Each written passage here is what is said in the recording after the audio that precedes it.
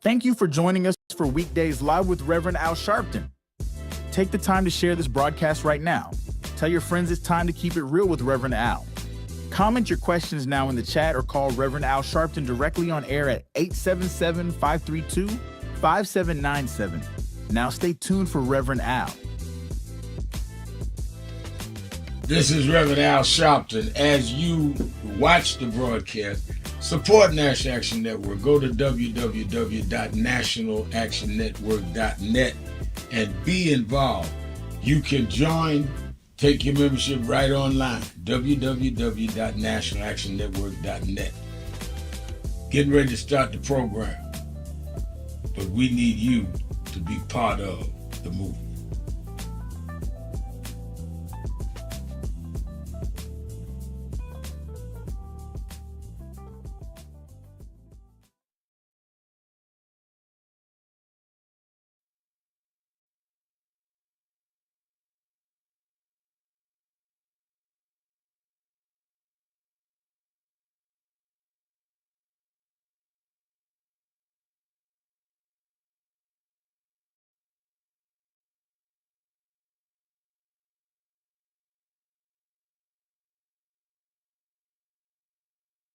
And restraining the 30-year-old. I'm looking at the video. You got one man choking and the other holding him down. They all need to be in front of a grand jury. No justice. And now, America's #1 civil rights leader, the Reverend Al Sharpton. You're loud, sir.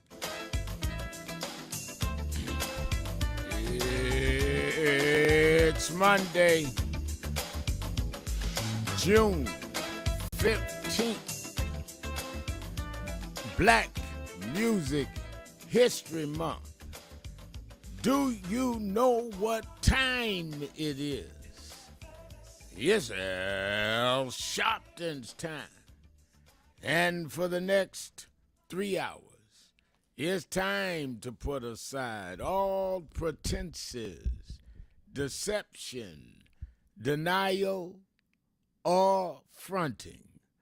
The time has come to keep it real on Keeping It Real with Reverend Al Sharpton. A very good afternoon to you all across the country. Good morning to our West Coast listeners. Welcome to those listening on Sirius XM, Channel 126, The Urban View, where talk empowers and becomes action. I'm coming to you live from our National Action Network corporate headquarters in New York for the next 3 hours. You can call in. It is Hot Button Monday. Whatever's on your mind, whatever's in your heart, all you have to do is call us at 1-877-532-5797, 1-877-532-5797. And you can express yourself and be heard nationwide, every state and region of the country, and places around the world. They're listening to us in Africa and in places in Europe. You can call in from wherever you are, or you can message in on the message board at www.nationalactionnetwork.net. I see the mayor's already on the message board. Mayor Rodney Jones at Queensbridge Houses, Queens, says it's Hot Button Monday. Yes, it is, Mr. Mayor. I see Robert Francis Jackson saying, I love his broadcast and Reverend Al for mayor. No, I'm not running for mayor. We got a mayor. Rodney Jones is the mayor. But thank you for the thought. Who's this? Laurie Jones says, hello, Reverend Sharpton. Well, hello, Laurie Jones.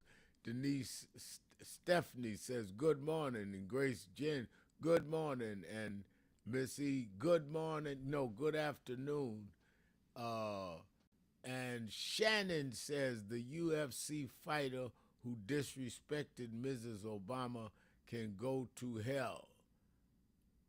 Well, Shannon, I agree with you. Let me say in regards to the news, I think that the desecration of the south lawn of the White House to have this cage fight, and the right wing got on me because I said it reminded me of when they'd have the slave masters watch slaves fight, or when they'd have animals fight until somebody died. But that's what it reminded me of, a cage. I used to go to boxing matches, and I thought they were kind of out there. But a cage and fight and stand in front of Lincoln Memorial like some rowdies in the street, and the federal taxpayers paying for this.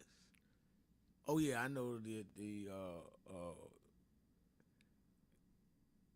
wrestling company and all them put up money, and this one put up money, but the grounds was paid for by the federal government, the security and the restoring of the grounds today. Invested a whole lot of money in the name of Flag Day, when everybody knows it was the president's birthday party. Now, he has the right, let me defend that. He has the right to have celebrate his birthday any way he wants, including violent matches that I think is not exactly what I would call my pleasure. But he doesn't have the right to do it on federal property. And he doesn't have the right to do it where it incurs federal expenses in terms of security and all of that. We paid in part for that party. And then, as she wrote on the message as I read, to have one of them insult Mrs. Obama, question her gender. And I've not heard one leader in the Republican Party, one spokesperson for the administration say, wait a minute, this guy was a guest there to fight, to call Ms. Obama her name on federal property. We do not agree with, we denounce. There is no decency in these people. I fought Mr. Trump 45 years, from when he was found guilty of housing discrimination in New York through Central Park 5 till now. But I would not call his wife a man. I mean, there's a level of self-respect. It's not even me respecting her, and I do. I respect anybody. But I respect myself, that I would not stoop that low. And if somebody did it in my presence, I would denounce that. I'd say, wait a minute, I may disagree with them politically, but don't say that. And if you're going to say it, don't say it around me. And certainly don't say it if you're a guest of mine. But that is the kind of low level in terms of behavior and what is been normalized by this White House.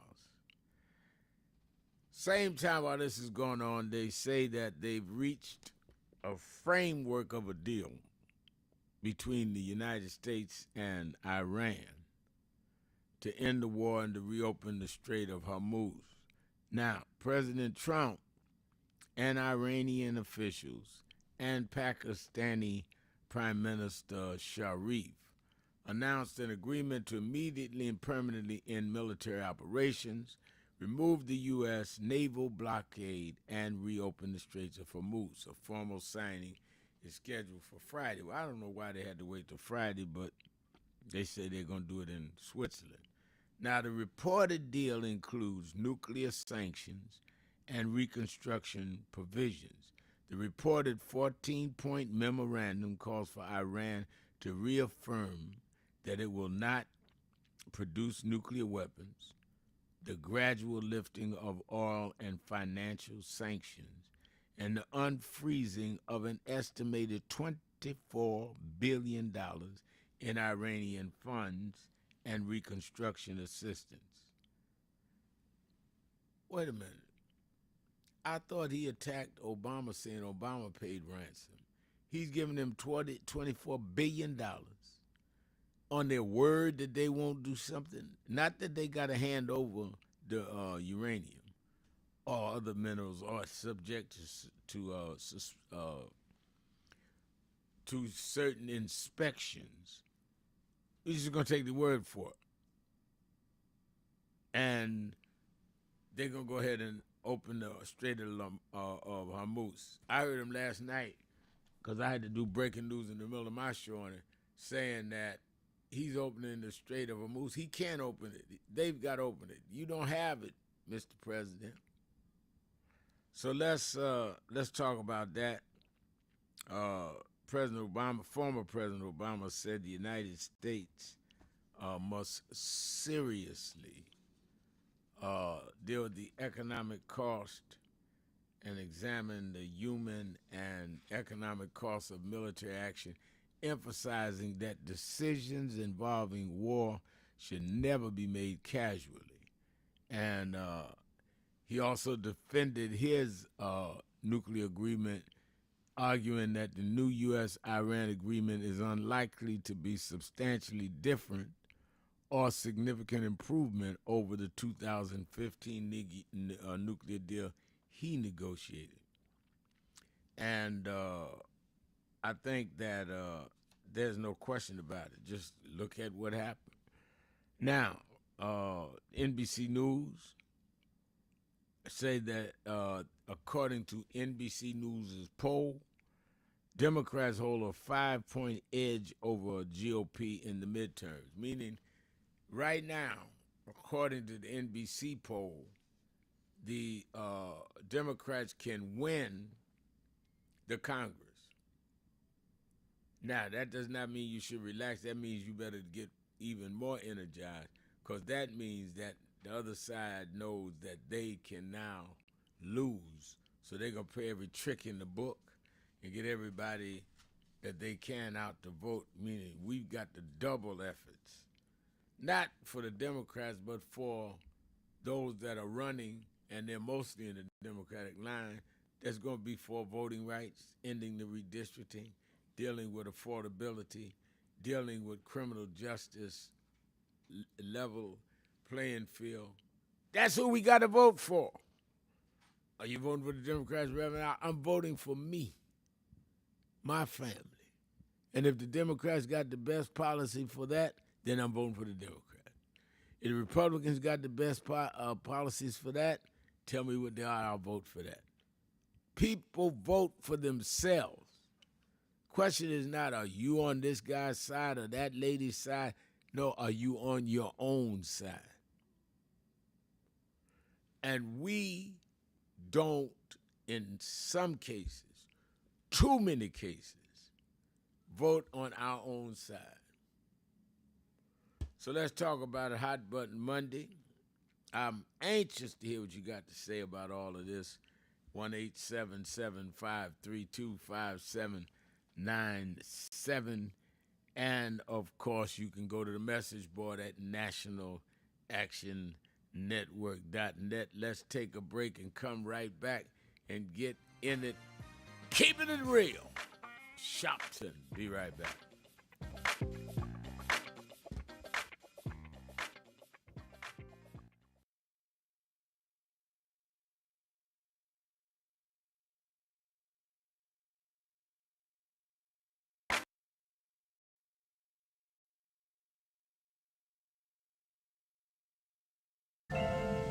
Thank God I was blessed to have both in my life.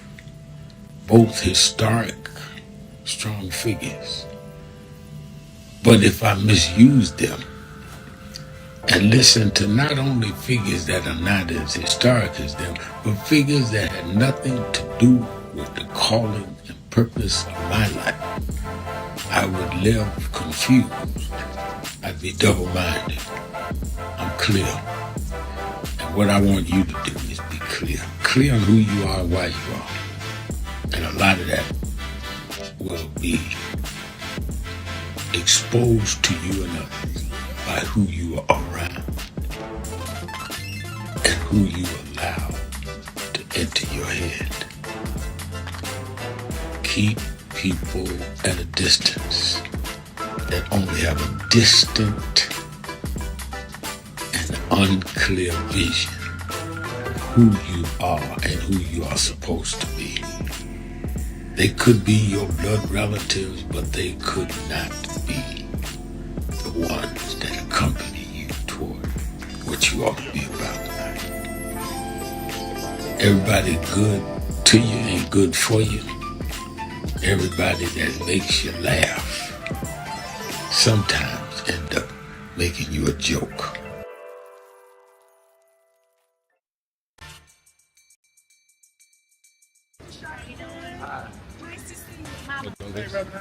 How you doing, sir? All right. It's Claudette Williamson from Atlanta, Georgia. And the last time I saw Reverend Sharpton was in New York City at Sylvia's. And my sister and I pretended that we needed to go to the bathroom so we could go in and see him and say hi from a distance. I'm okay. You look great. My name's Claudette. You're sitting with Sylvia. Oh. My sister told our house, can I get a picture? So we can see. Wave at you, and today I. Lisa? Yes. Oh, in the picture. We're her children. Thank you all. Reverend, it's really great to meet you. And were you in? It's an honor to meet you. Okay, come take us out. Thank you. Meet you back there right quick while you momentum.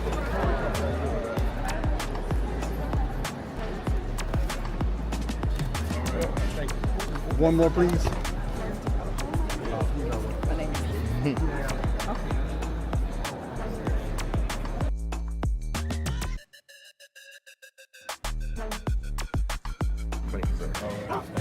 Silly clothes. How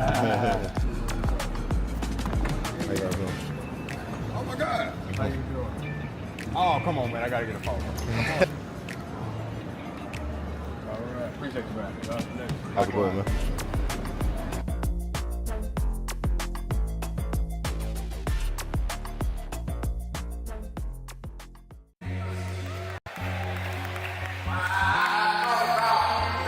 Look at everything. I went a couple of nights to go to the Knicks game. They lost. Last night I said I'm not even going down there. I'm going to go to bed. I got to buy the Hampton on Chicago. And by halftime I said, man, they ain't gonna win this game. They down 29 points.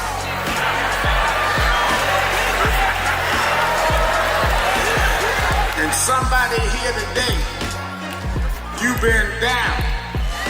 They counted you out. People say there's no way you come back. But I come to tell you, don't quit. Because there's another half to play. And God will take you and let you win when the odds are against you. I know they talk about you, but preach anyhow. I know sometimes the pews are empty, but preach anyhow. And when you get up almost where you could win, I looked at it last night and Brunson took the shot. It looked like it was going in to win the game, but the shot hit the rim and all hope was gone. But then an African named Boyd OG just stretched through the crowd and he tipped in the winning shot. If you hold on, God will tip your win.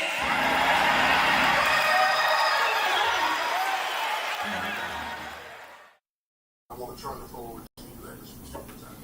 Well, thank you, President Dr. Kimber, and to all of you on the board. I wanted to personally make this appeal from National Action Network and Martin Luther King III and Andrea Waters King, that we've been moving around the country organizing to deal with the question of redistricting when they have used the Supreme Court now to redraw lines that will in many ways break up majority black voting districts. It means that they dilute the strength of our community. It will cost probably 19 members of the Congressional Black Caucus. But as important, if not more important, it will not address the needs of those constituents because they don't have a block vote to say we're going to put in somebody that wants to do what is right for us or not. And that does not necessarily all the time mean a black person, but it gives them power. In Memphis, Tennessee, the majority black district congressman supported and reelected several times by the blacks there was a white man named Cohen. So we see this as an undoing of the Voting Rights Act of 65 and the Civil Rights Act of 64. So on August 28th, we've asked people from around the country to join us in Washington, D.C. for a mass march. We've had some marches and rallies in Mississippi, some in Montgomery and Selma, but we need a national march led by the clergy, led by the faith leaders, like it was in the 60s, that will say it is a moral outrage that we would, in a time like this, disenfranchise wholesale black voters by repealing the Section 2 of the Voting Rights Act and by turning the time back.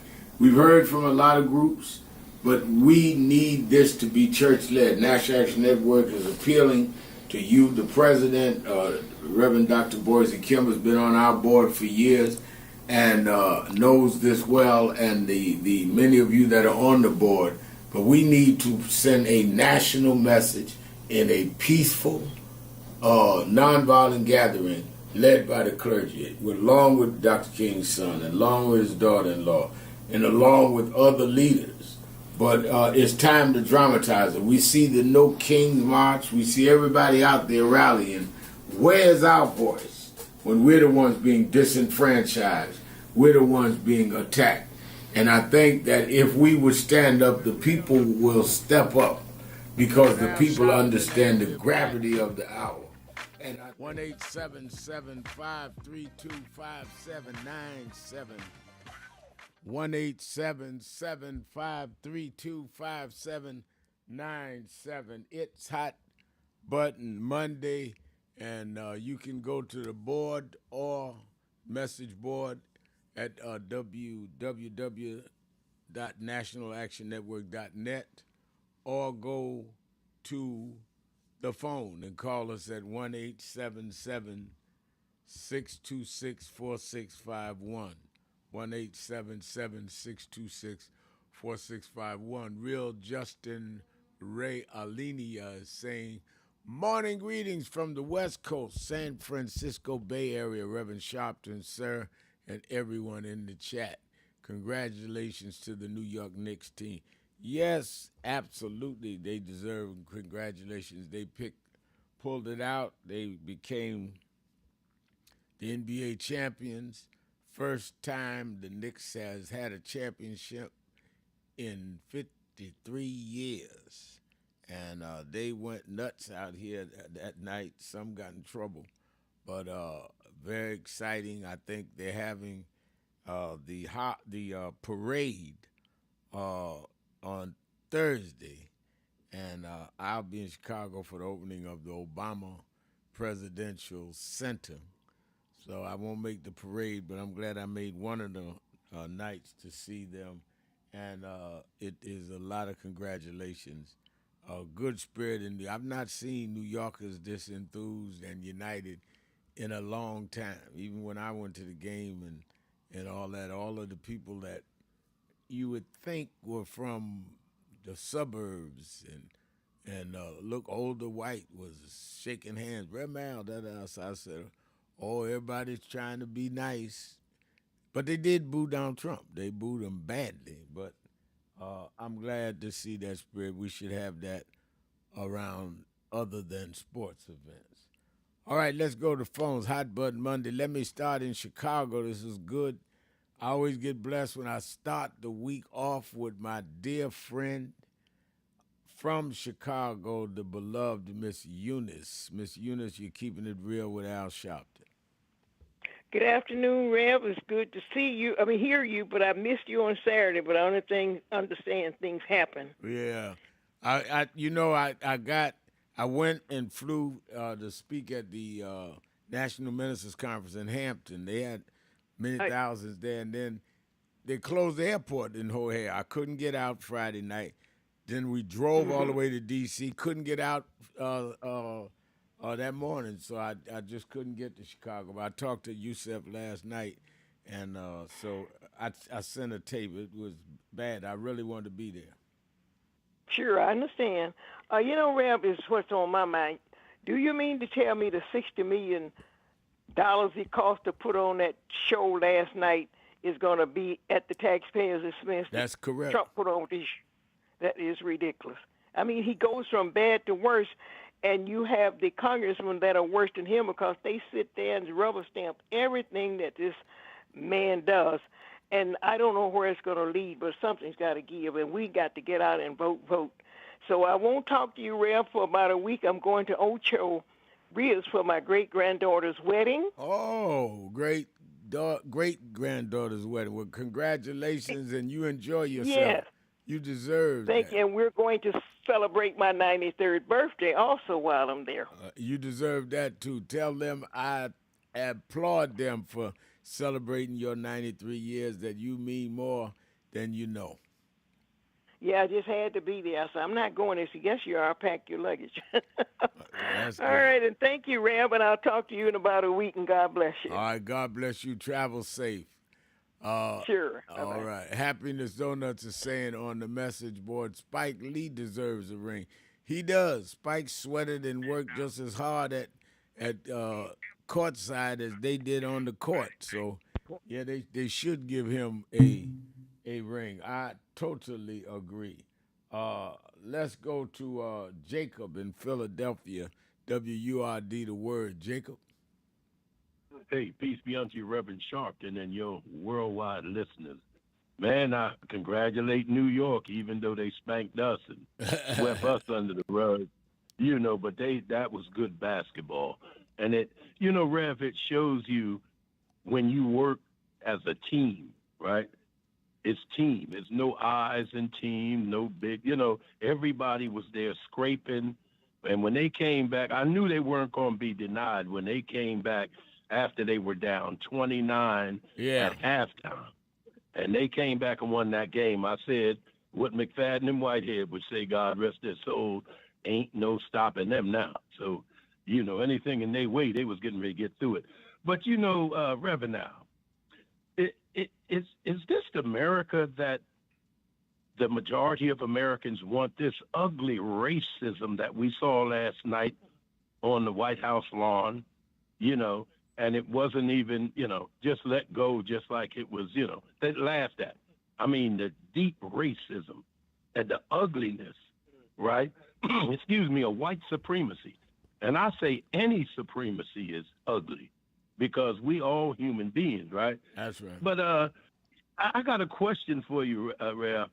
Why is every time somebody trying to make peace in the Middle East, you got old Netanyahu out over there that'll do something just nasty and dirty to try to throw a monkey wrench in the peace thing?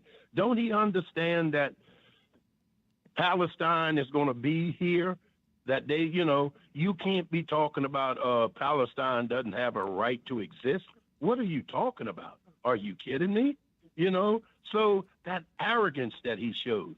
And I said earlier, I know that the Jewish people can do better than a Netanyahu, and I'm just saying, but every time, and then he's arrogant. When somebody asks him to stop doing him, oh, Israel, we'll do what we want to do. Nobody tells us what to do. I'll say, yeah, well, that's cool, but just don't do it with American taxpayers' money, okay? And we should stop bankrolling stuff like that. What you say, Rev? I think you're absolutely right. You cannot bankroll something unless you are in agreement with it and partisan to it. I mean, and we are allowing them to take tax dollars, other dollars, and finance brutal sports for the entertainment of the president while gas prices and groceries are skyrocketing because of this president's engagement in a war that was unnecessary and unjustified, and he's coming out with less than what he went in. It is absolutely outrageous. But we picking up the tab, and we ain't even mad about it. And you know, you always hear Americans talk about welfare cases, right? Look at the welfare case that the Israel is. How much money goes to Israel every year, and you'll see what welfare cases look like. You know, we need to wake up and don't be sleep like they want you to be. And woke is not a bad thing. All of the scriptures tell even the dead to wake up, right, Rev? It's in the book, and I think you're right. Thank you again for your call. Let me go to James Mitchell. Says Trump once mulled suspending the writ of habeas corpus for the undocumented. Only 3 presidents in U.S. history have suspended this constitutional right: Abraham Lincoln, FDR, and George W. Bush. And James is correct, and it did come out. I think it's in Maggie Haberman's book that's getting ready to come out, that they reported and confirmed that he had absolutely entertained that he wanted to suspend that habeas corpus. I see that Rodney Jones is reposting Pauline McCullough saying that I have a notebook with potential stock options and SpaceX is one of them. I would have purchased stock in SpaceX before they went public on 6/12/26. I might be a millionaire. Oh yeah, they was giving all kind of tips and all kind of playing games and all kind of. Did you see where Trump had bought some stock and the companies involved in the UFC fights and then announced it and it went up? Any other president, they'd have had him in front of a congressional hearing or somewhere else. If that ain't self-dealing, I don't know what is. Let's take a break. Be right back. It's Hot Button Monday. Let's get it on. Shopton. I need some Black Music History Month people, too. Tell me, we've done our figures, we've done the songs, but I want you to tell me your top. We got mostly male artists. I want your top female Black music sheroes, not just heroes. Give me sheroes only today. We'll be right back. Keeping it real. Shouting. Be right back. Keeping it real.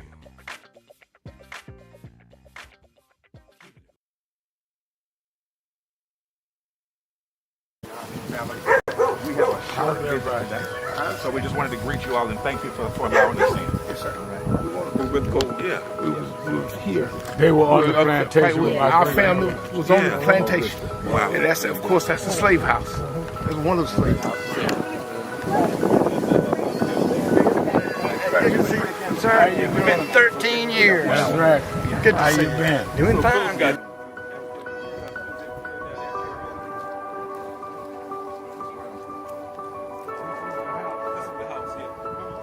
Right, last time. And we, Alexander Shaw.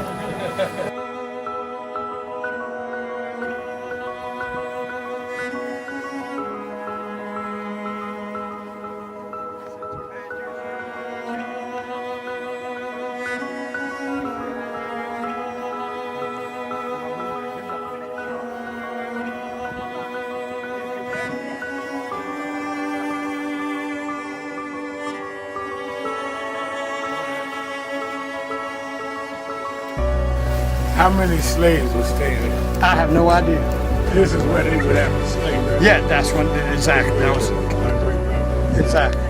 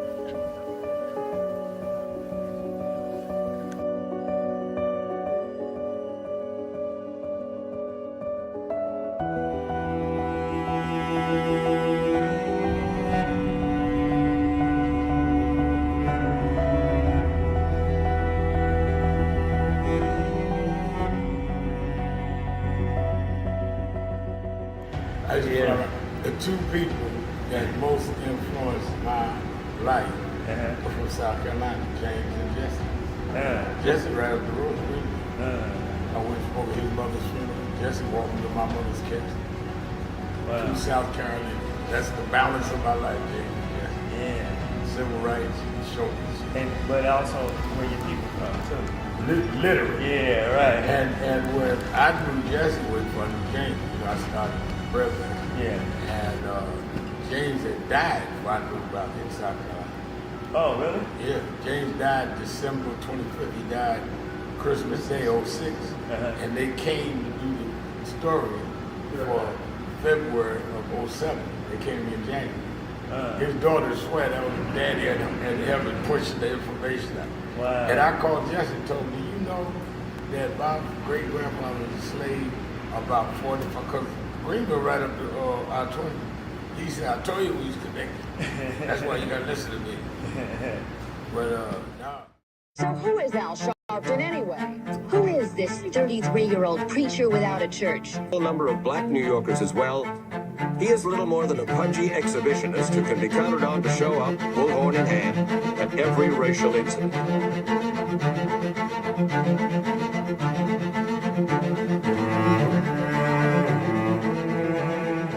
I often quote Mark Twain saying, the two most important moments in life is the moment you are born and the moment you find out why you were born. I had a very troubling conversation the other day that prompted me to do this little video. Young man that I've known a while came to me and he was crushed. I mean, really crushed, because people were criticizing his work. He's in the ministry, but he's also an actor. And he said he couldn't understand why people were jumping all over, criticizing him, trying to find scandalous and derogatory things about him.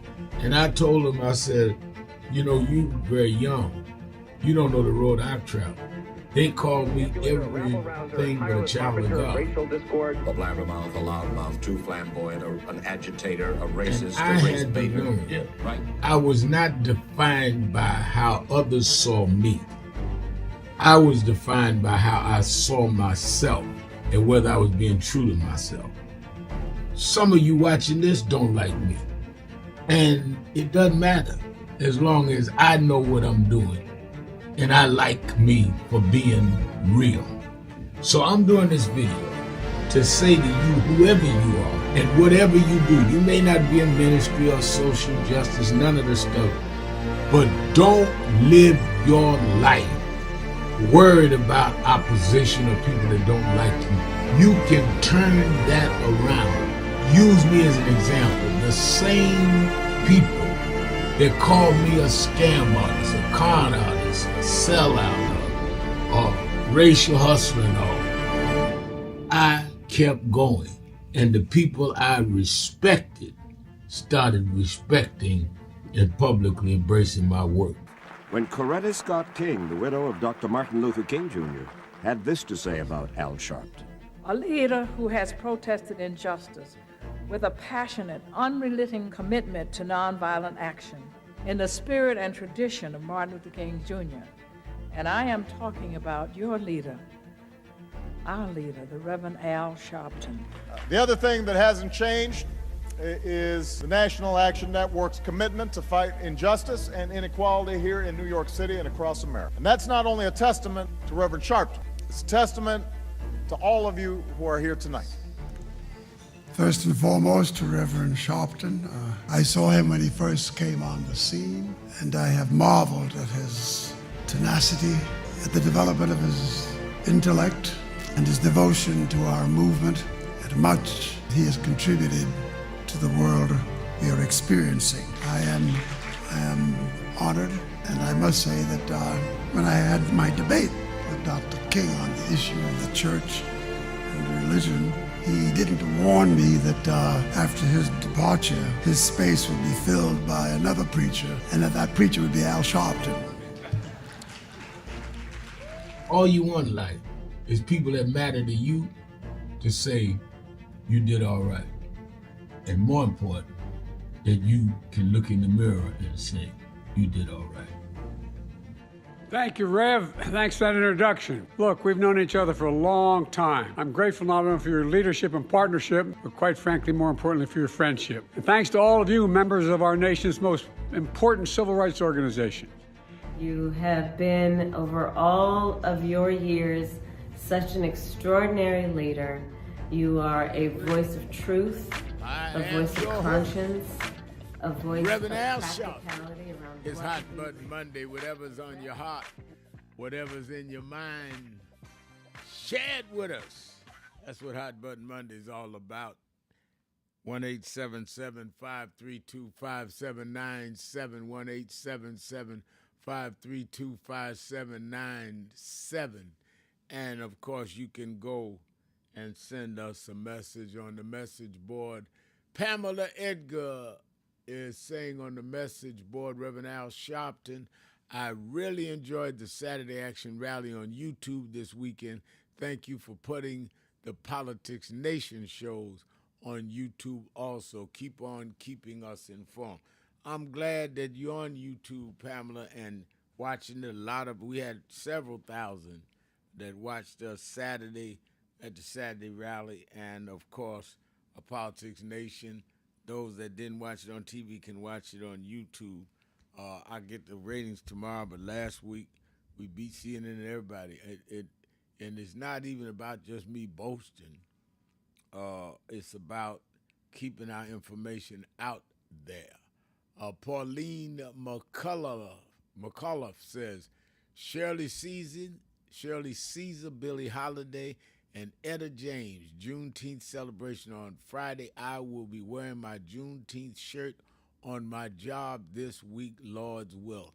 Go ahead, Pauline, wear that Juneteenth shirt. I am with you on that, and I love your choices. Shirley Caesar, who I know well, great gospel singer. Billie Holiday in a class by herself, and Etta James.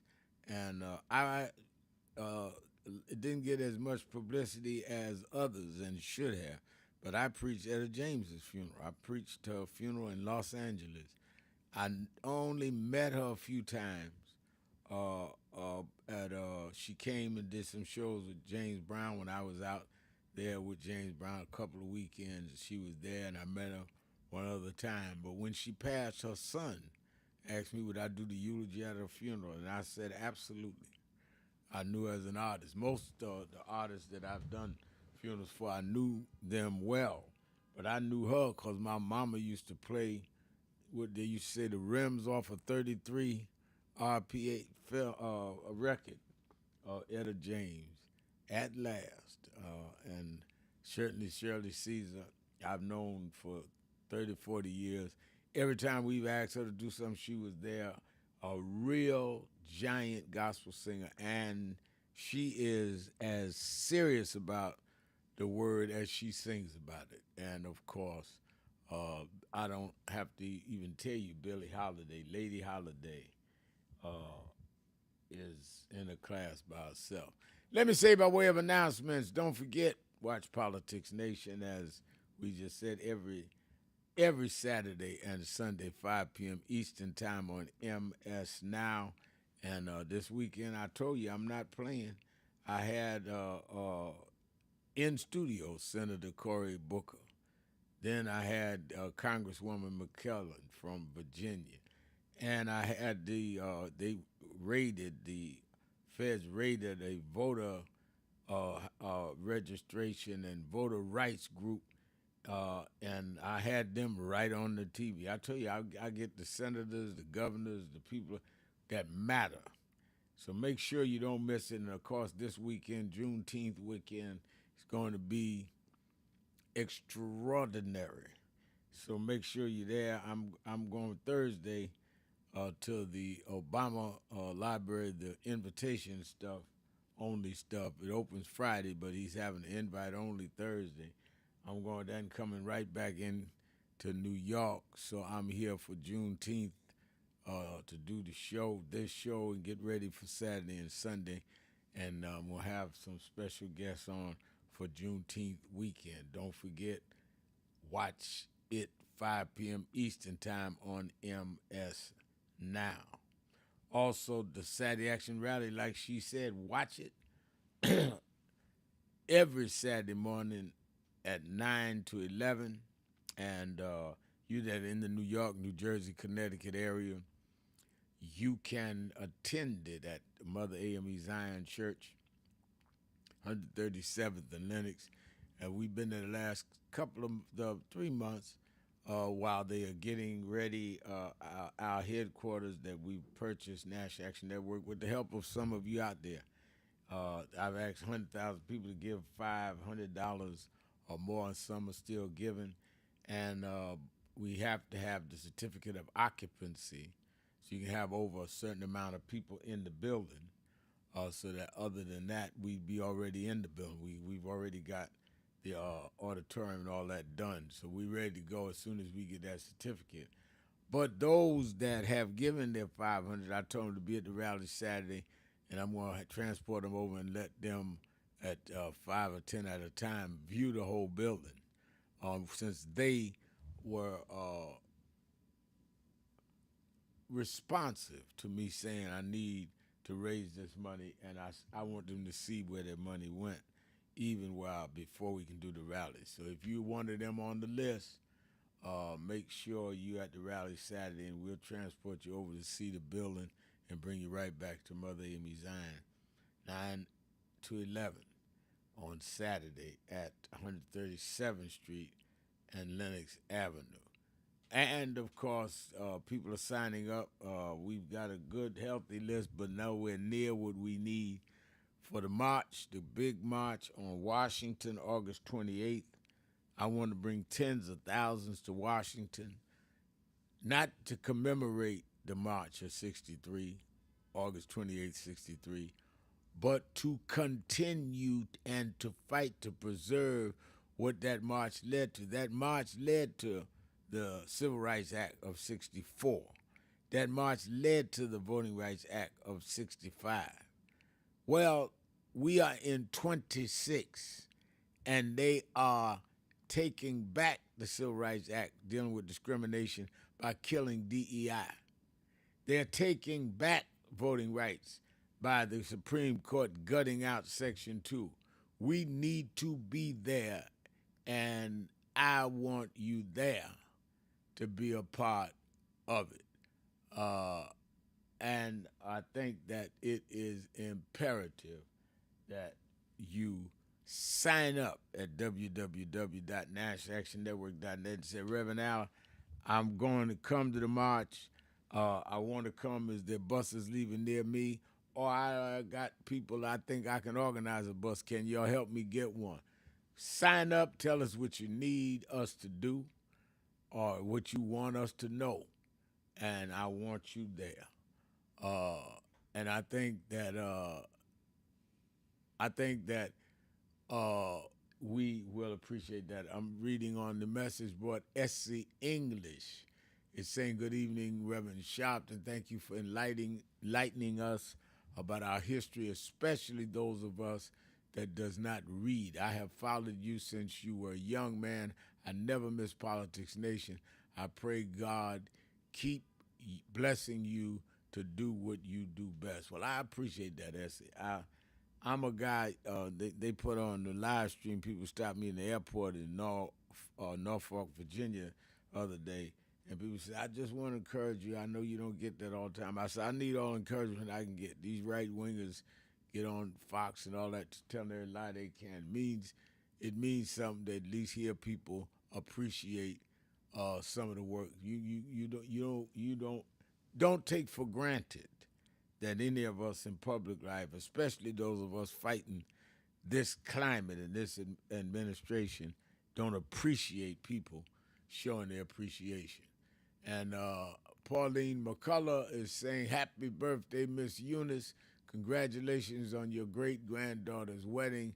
May God bless her in her marriage, her husband as well. Isn't that nice?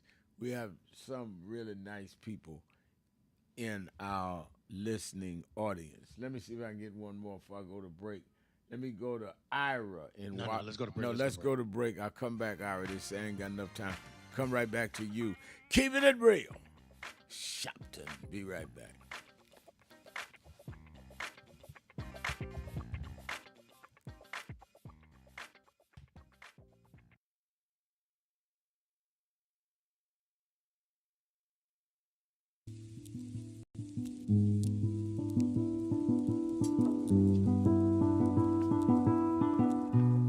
I had a thought this morning that I wanted to share with you about mentorship. I am able to do a lot of what I do because I had great mentors, but there are correct ways and incorrect ways to mentor people, in my opinion. I was mentored as a boy preacher by Bishop F.D. Washington, one of the great Pentecostal preachers of his time. Then Reverend William Jones, who became my pastor after Bishop Washington died, who was unquestionably in the top 5 black church ministers, theologians. Reverend Jesse Jackson, who I started my activism under his leadership, he and Reverend Jones. And I learned politics directly as a youth director from Shirley Chisholm. So even though I didn't finish college, I had the most unique education in the world from being exposed to giants. But the one thing I learned is as I grew older and people started coming younger than me and wanted me to teach and mentor them, the magic of the mentors I had is they did not want me to be their clone. They wanted me to learn things from them and use my own gifts and talent in my own unique way and let me do things on my own, because they knew that if I flopped in some things, it would teach me with other things. They'll come and help me once I was down, but they were not going to have me avoid being down. And they were not going to impose themselves on me. Why am I saying that? Because too many mentors want clones, and too many mentees want their mentors to put them on a pedestal. Oh, so-and-so didn't do this for me. Oh, so-and-so didn't open doors for me. If they got to open doors for you, it may mean that they knew you weren't ready to go through those doors. Their job is to prepare you. Your job is to develop your own skills, your own unique ways. And I don't care if it's my daughters, who both have come into their own, or anyone else. I'm not a talent agent. I did not form National Action Network to give people their step up. I formed it to fight for justice for everybody. If talented people get in, it's my job to invest and give them a platform. It's their job to get on the platform and perform and show their ability. Sitting with me today in the office as I talk about it is one of my mentees, Reverend Stephen Marshall. Now, Stephen, you just came around us when you were how old? 11 years old. 11 years old. You just turned 40 and now you're called to the ministry? Yes, sir. And what do you do in National Action Network? I formulate policies, lead in various regions, but most importantly, I senior advisor to you on all things from social justice strategies, politics, intergovernmental affairs, you name it, community organizing, all of that stuff. And I could go through scores of others. My daughters started Huddle. They got Huddles now, which is for young people to meet once a week all over the country. I just saw the video from the Las Vegas National Action Network chapter.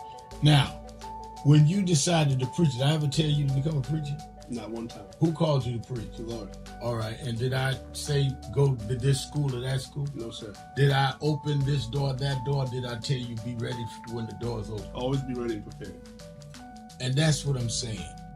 Get you some young people than you that you can help along the way. But don't be their talent agent. Their talent must speak for themselves. And anybody that grumbles with you about so-and-so didn't do something for them, maybe it's because they didn't feel you were ready, or that they felt if they did it, you wouldn't do it on your own. But we all don't live forever. I want the next generation to speak of me, of Nashville actually, and others, the way I speak of Reverend Jones and Bishop Washington and Shirley Chisholm and Reverend Jackson.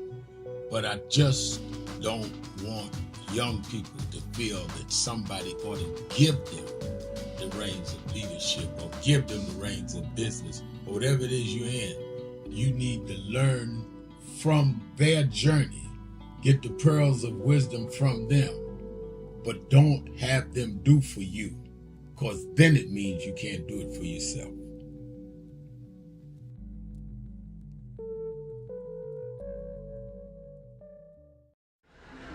The only thing that will matter 2 minutes after you're gone is what you did for more than yourself.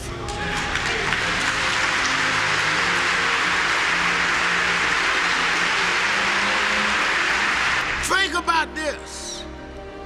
Think about if today is your last day. If this is your last service, what can they say about me?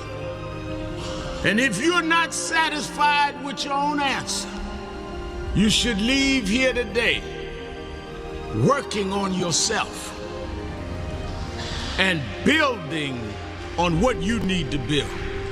Because God is here. He's available to you if you but use what He's giving you to be more than self-indulgent. Now, I know many of us come with reasons we won't step out. But I come to tell you that's why God is here. God takes the ones that are the least likely and gets the most done. As I have seen in my life, people that were the unexpected and rejected are the ones that end up the greatest.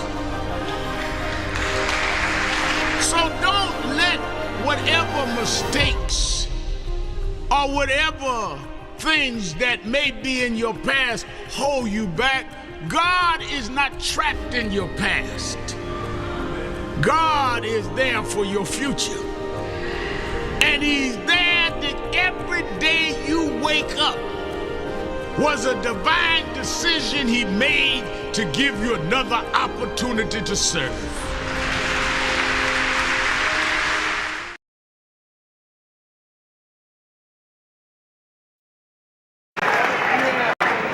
I remember I was 12 years old.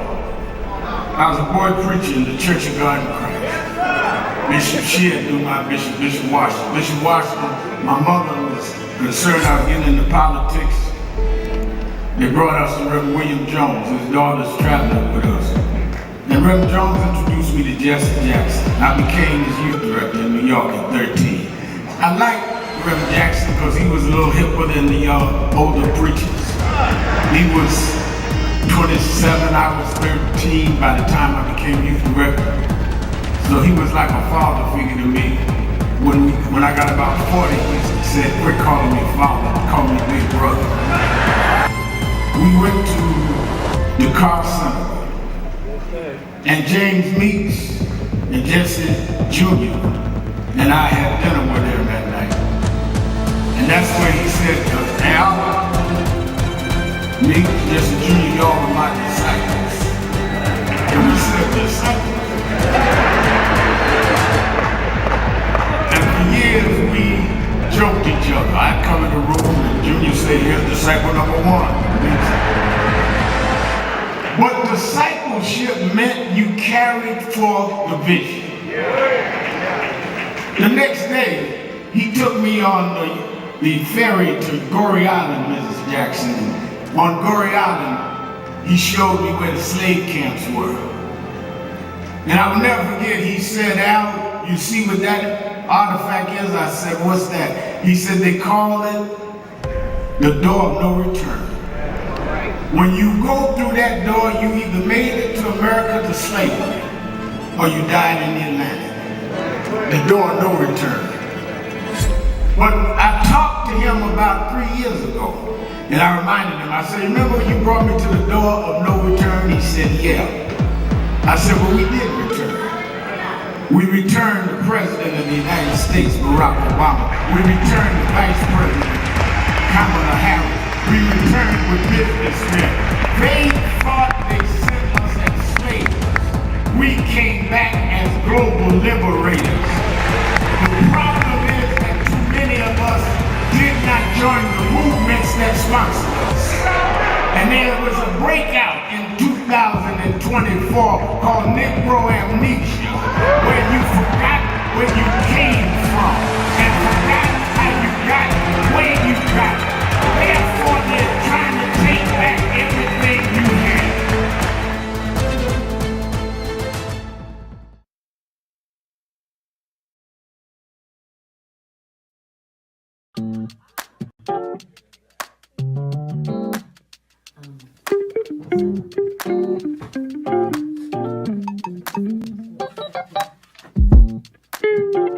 Where's oh, I see I'm in today's New York Times word puzzle, and they're asking what is Al Sharpton's title for short. It's Rev. I didn't know everybody knew that. But the people in the New York Times, they didn't call me Rev. They should call me Reverend. No.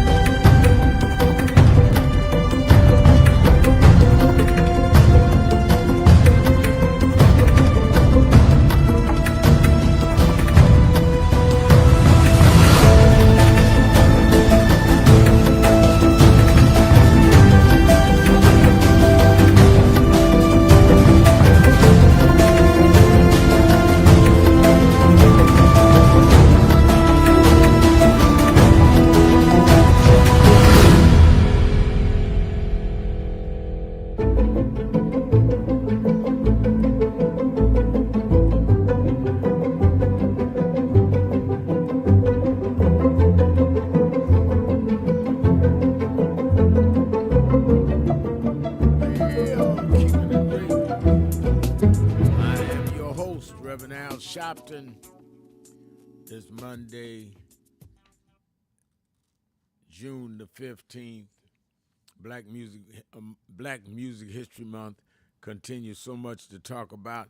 But let me bring in our co-host that kicks off the week for us every week, puts us on the right track, and gives us the right information. Of course, I'm talking about Democratic strategist and founder and CEO of Blueprint Strategy, LLC, Brother Antoine Seawright. How you doing, Antoine?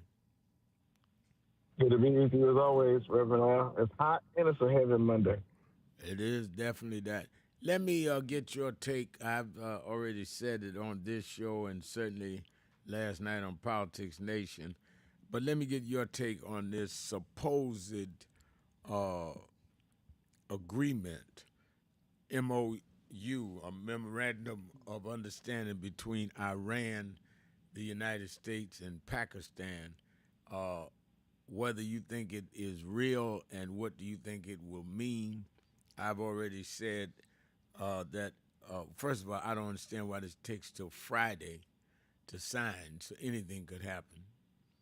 But secondly, I don't see where we ended up any better than we were before we went in and lost American soldiers. And a fact, I think we're off worse. He criticized Obama about money to Iran, and they're forgiving debt that is more than what Obama did. I was on Morning Joe this morning with Senator Warnock from Georgia. We were talking about this.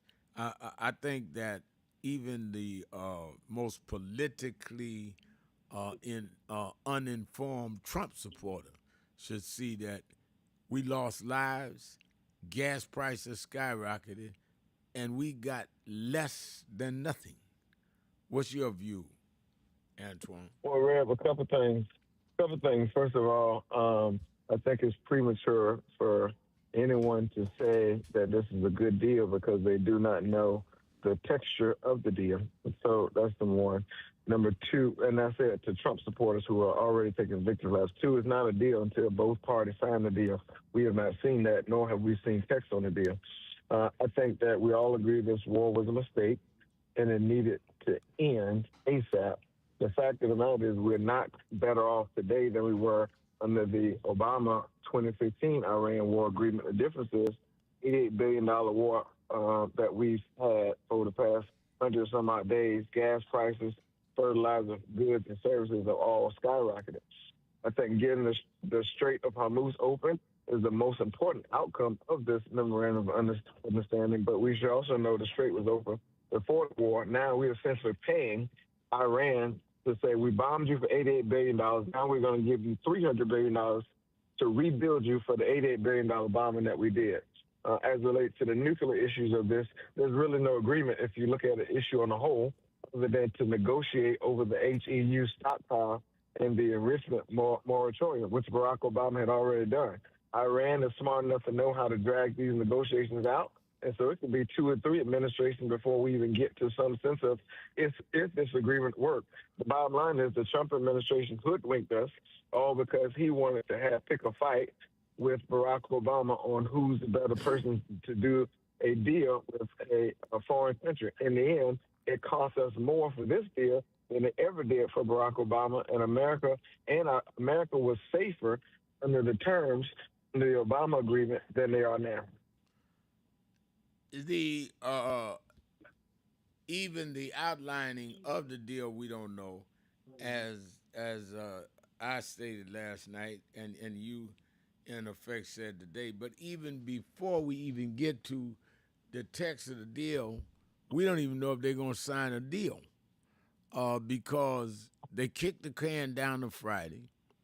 Trump is in France at the G7 conference.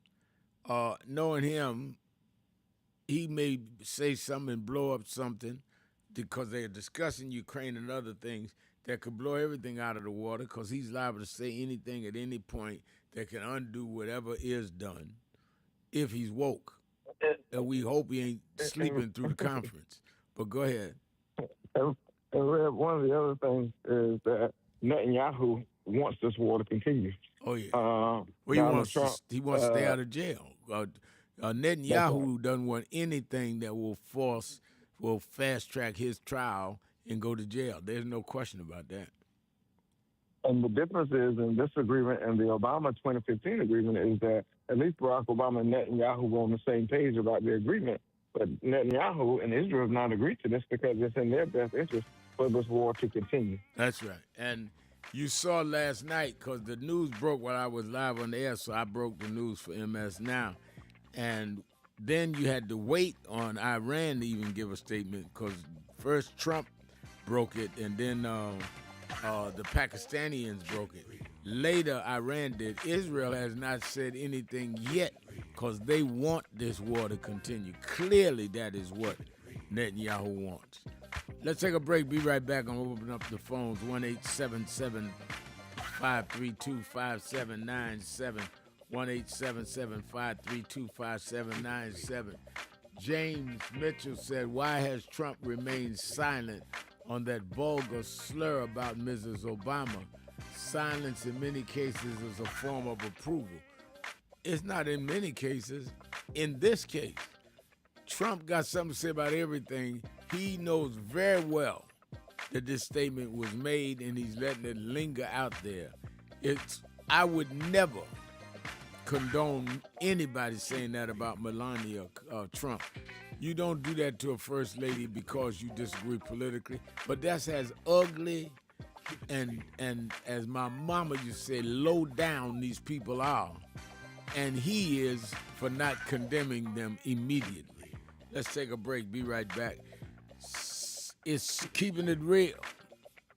Hot Button Monday. Shopton. See right. Be right back. Breaking news. The issues that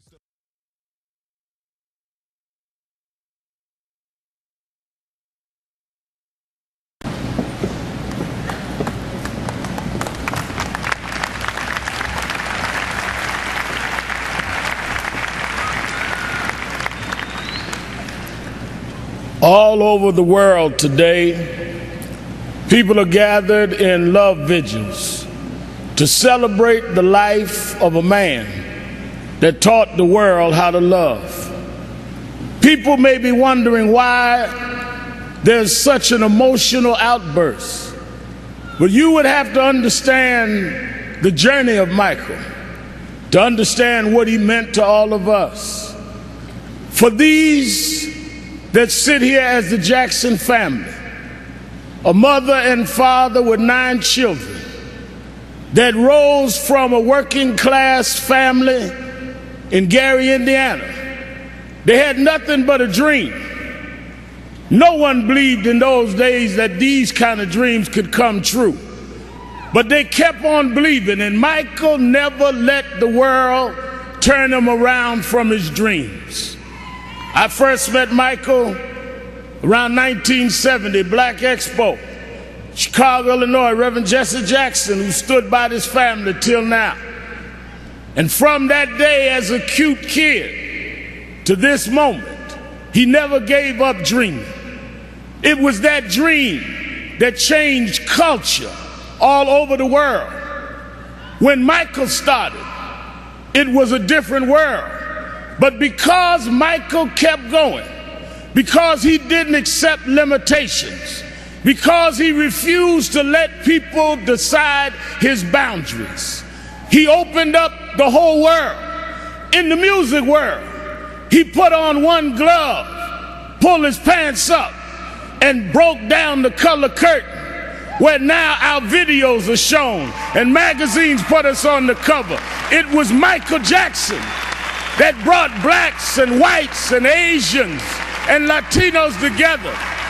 It was Michael Jackson that made us sing "We Are the World" and feed the hungry long before Live Aid.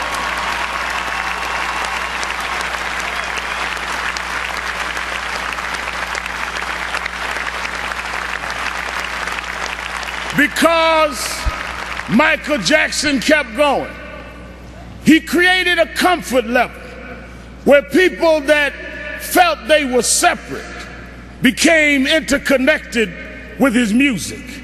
And it was that comfort level that kids from Japan and Ghana and France and Iowa and Pennsylvania got comfortable enough with each other to later it wasn't strange to us to watch Oprah on television. It wasn't strange to watch Tiger Woods golf. Those young kids grew up from being teenage, comfortable fans of Michael to being 40 years old and being comfortable to vote for a person of color to be the president of the United States of America. Michael did that. Michael made us love each other. Michael taught us to stand with each other. There are those that like to dig around mess, but millions around the world, we're going to uphold his message. It's not about mess, it's about his love message. As you climb up steep mountains, sometimes you scar your knee. Sometimes you break your skin, but don't focus on the scars. Focus on the journey. Michael beat him. Michael rose to the top. He outsang his cynics. He outdanced his doubters. He outperformed the pessimists. Every time he got knocked down, he got back up. Every time you counted him out, he came back in. Michael never stopped. Michael never stopped. Michael never stopped.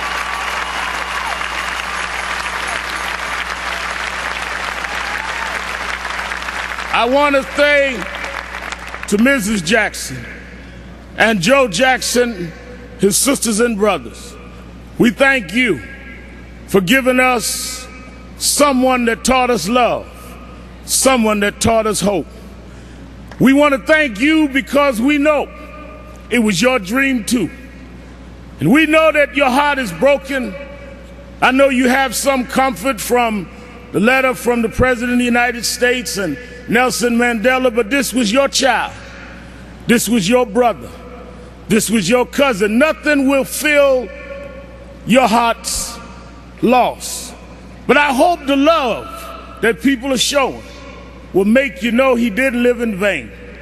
And I want his 3 children to know, wasn't nothing strange about your daddy. It was strange what your daddy had to deal with. But he dealt with it.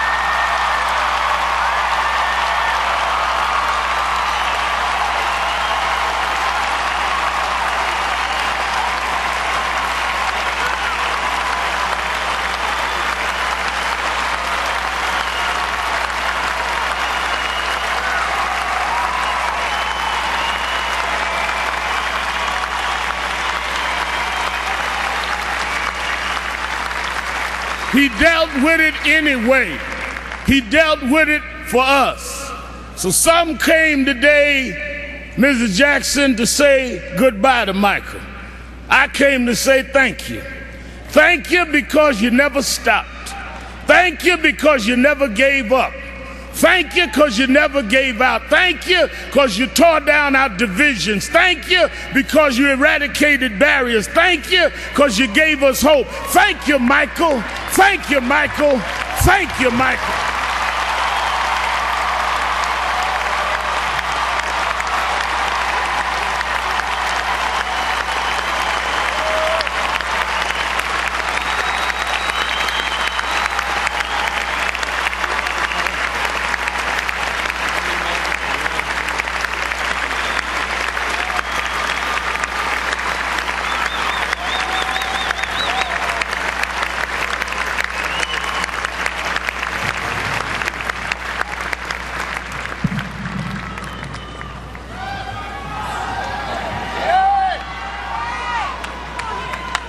Do you know what time it is?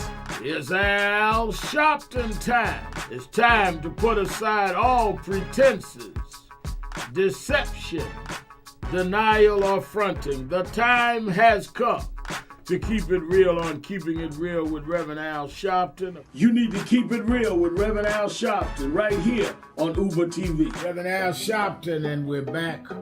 1-877-532-5797. 1-877-532-5797. Let's go back to the phone. Attorney Jennifer Jones Austin is. You know, every day, Monday through Friday, I do 3 hours a day on Keeping It Real with Reverend Al Sharpton. I do 1 hour on Sunday mornings with Reverend Al Sharpton. And I'm live on radio and TV with the Saturday Action Rally. 7 days a week, I talk to our people, hear from them, to call in. I'm sick and tired of people talking for people that they don't talk to. So go on www.nationalactionnetwork.net. Listen to my show, call in, express your opinion. You don't have to agree with me. But let's start talking to each other rather than about each other and lecturing at each other. Let's keep it real with Sharpton. Happy 20th anniversary to Reverend Al Sharpton on 20 years of Keeping It Real. 2 decades of truth-telling, fearless advocacy, and keeping the people informed and empowered. Thank you for always speaking power to justice and standing firm for what's right. Here's to 20 years of impact and many more to come.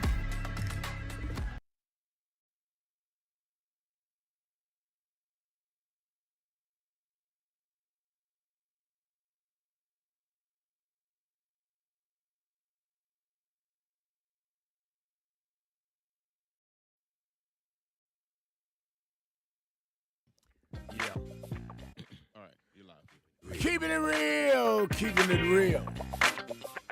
I am your host, Reverend Al Sharpton. Antoine Seared is our co-host. If I go to the phones and switch gears here, Antoine, there are 2 races in Florida I would like your commentary on. We see the seat vacated by Congresswoman Frederica Wilson, and we see the other seat that has been part of the redistricting, where you have 4 black candidates and Deborah Wasserman Schultz. Big story in today's New York Times about how people are saying it's a black seat. Schultz shouldn't run and take the seat. She's saying she's done things in that district. She served in the Congress and done exemplary job. She was loyal to Hakeem Jeffries getting to be minority leader. And others are saying that if the 4 blacks don't bring it down to 1, she'll win, not because of anything other than they split all the vote up.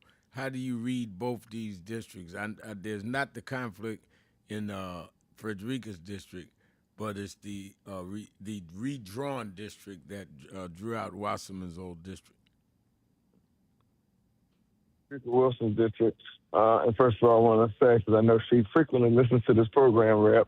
So congratulations to you on your retirement. You have served Florida. You have served the country. You served the CBC well, and we're going to miss your hat in and around CBC world. But I'll say that I am publicly and on record for supporting my longtime friend, State Senator Chevron Jones, the Senate Minority Leader down in Florida, former DNC member, was a co-chair for Joe Biden's 2020 campaign, has been one heck of an advocate, son of a minister or preacher down in Florida. I think you all, you know him well too, Reb, a member of the LGBTQ plus community. And Chev and I go all the way back to 2011, 2012, where we both graduated from the Congressional Black Caucus Political Institute together, an institute that Jim Clyburn and Benny Thompson started to train young Black political leaders for office of the one campaign. So he is my longtime friend. I'm proud that he is in this race. I know many people in Frederica Wilson's world is supporting him. I know many leaders in the State Baptist Association and the AME Church world supporting him. And I look forward to a spirited race, however that plays out. On the Florida 20 seat, I would just say this. Consolidation helps us maximize Black participation. I think the leaders are going to have to get together and decide on their candidate, because what you said is true. If they do not maximize the potential and set on one candidate, the vote can easily split, and we could run into an even more severe crisis in terms of our numbers in the Congressional Black Caucus. This is no disrespect and no slap to Congresswoman Debbie Wasserman Schultz, who is a friend and who I truly respect. But at the end of the day, we're seeing shrinkage as it relates to the Congressional Black Caucus. And we need to expand our voices, because we've always been lesser than when it comes to numbers on the whole in American politics and in Democratic politics. And the only way we're going to be able to retain and maintain our power and our presence is by having reflective representation in the Congress with those who look like us. All right. Let us go to the phones. Let us go to Ira in Washington, D.C. WOL. Ira, you're keeping it real with Sharpton and C-Ray. Yeah, good evening, Reverend Sharpton and Dr. C-Ray. Thanks for taking my call. I'm going to keep it under my 5 minutes if I can. I just had an article that I had, ran across last night, and it was in reference to this place called La Cage Seafood Kitchen and Bar. It's in Prince George's County, Camp Springs, and they got a place in D.C. And what it is, this was a successful, I guess she's a Latino. She's a Cajun Latin fusion concept person. She's been doing this for 10 years, and she has leases with some of these places like downtown D.C. and some in Prince George's County. And all of a sudden, they're trying to revoke her lease because of some nonsense. It's really not in anything. She has a very well-maintained crowd, very good crowd, gentle music, no crimes, no nothing. And she thinking this, I thinking that she's thinking it's sort of like motivated by her skin color, because she's successful after 10 years, and all of a sudden now you're having a problem about nothing. So I just want you to look into that. Her name was her site would be LACAJ. That's her name, and it's La Cage Seafood Kitchen and Bar. So if you look that up, you'll find her. She does everything. She owns Peaches and Cream, another business of hers that she had. She opened in D.C. So she's been whoever they were, I didn't know she owned it, but I found that out. So she's very successful, and I think the part of this DEI crap that this president is trying to push out for people of color making money, and they just want us out of it. And my second thing is Representative Chantel Brown from Ohio, 11th Congressional District. She has a site on her page on IG as well. It's called Rep Chantel. It's REPSHONTELL in Ohio. She has been, they've been going after her, Cash Patel and Trump, and the FBI has raided their registration group in Cleveland, weaponizing the federal government to Black people in Ohio. And she says she's not going to have it. So you go to her site, she'll give you the whole in-depth story about what they did and how they did it and what they came for people, registering people. They came in and just did all this crazy Trump stuff that he wants done. That's why he wants this ICE to be his military to do his dirty work, and they too dumb to realize they're going to get their self handed to them in the long run. So that's that. My last thing I'm gonna say before I get off here, my music thing, I changed from Earth, Wind and Fire. Maurice White, which is my guy. I changed to three young ladies. Eva Cassidy, she used to sing with Chuck Brown. She called her Dirty Reds. That's her name. My uncle used to play with that group with them. And I got the Whitney Houston and her aunt Deanna Houston. Dionne Warwick. Those are my girls for the new things that had to change to women. All right. Thank you for your call, Ira. Let me ask you this. Well, we go to break. I ask you on the other side of the break on something he said, Antoine. Let's take a break. We'll be right back. Keeping it real. Shopton. Be right back.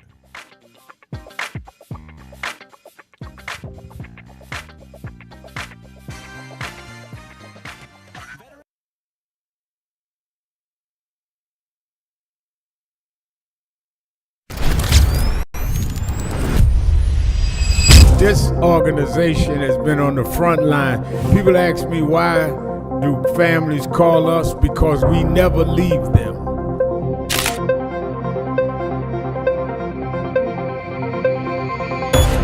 No justice. No justice. What do we want? What do we want? What do we want? When do we want it? When do we want it? When do we want it?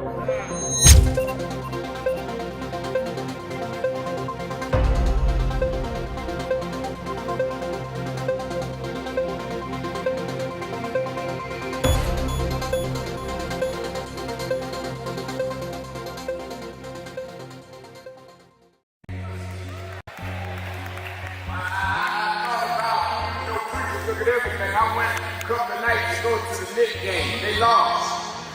Last night I said, I'm not even going down there. I'm going to go to bed. I got to fly to Hampton on to Chicago. And by halftime I said, man, they ain't going to win this game. They down 29 points.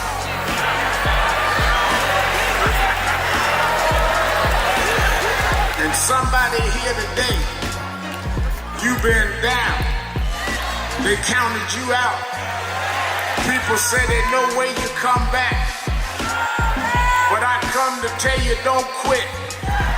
For there's another half to play. And God will take you and let you win when the odds are against you. I know they're talking about you, but preach anyhow. I know sometimes the pews are empty, but preach anyhow. And when you get up almost where you could win, I looked at it last night and Brunson took the shot. It looked like it was going in to win the game, but the shot hit the rim and all hope was gone. But then an African named Boyd OG just stretched through the crowd and he tipped in the winning shot.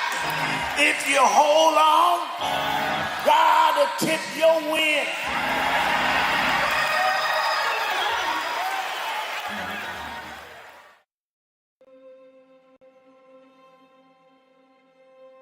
In 1929, a child was born who would one day awaken the conscience of a nation. Dr. Martin Luther King Jr. did not inherit a world ready for justice. He inherited a world resistant to it. Yet through faith and fearless leadership, he transformed struggle into strength and vision into movement. Yes, we're on the move and no wave of racism can stop us. Yes, sir. The burning of our churches will not deter us. Yes, sir. The bombing of our homes will not dissuade us. Yes, sir. The beating and killing of our clergymen and young people will not divert us. Yes, sir. The wanton release of their known murderers will not discourage us. We're on the move now. Yes, sir. Like an idea whose time has come. Yes, sir. Not even the marching of mighty armies can halt us. Yes, sir. We're moving to the land of freedom. Yes, sir. His dream was never meant to live in history books. It was meant to live through us. And today, that vision still lives. It lives through leadership that refuses to be silent, and through those entrusted with carrying the legacy forward through the moral leadership of Reverend Al Sharpton and the continued stewardship of Martin Luther King III, ensuring that Dr. King's dream remains a mandate, not a memory. Through National Action Network, that vision remains active, organizing in the streets, advocating in the halls of power, and confronting injustice wherever it exists. Last year, on Dr. King's Day, we stood together and made a vow to keep alive everything Dr. King stood for, not just in word, but in action. We marched, we gathered, and we recommitted ourselves to the work. Since then, the movement has not paused from the National Action Network convention, where leaders came together to organize and build power, to the Keepers of the Dream Gala, an event established in the name of Dr. Martin Luther King Jr., to honor those who actively protect, advance, and live out his vision of justice, equality, and service.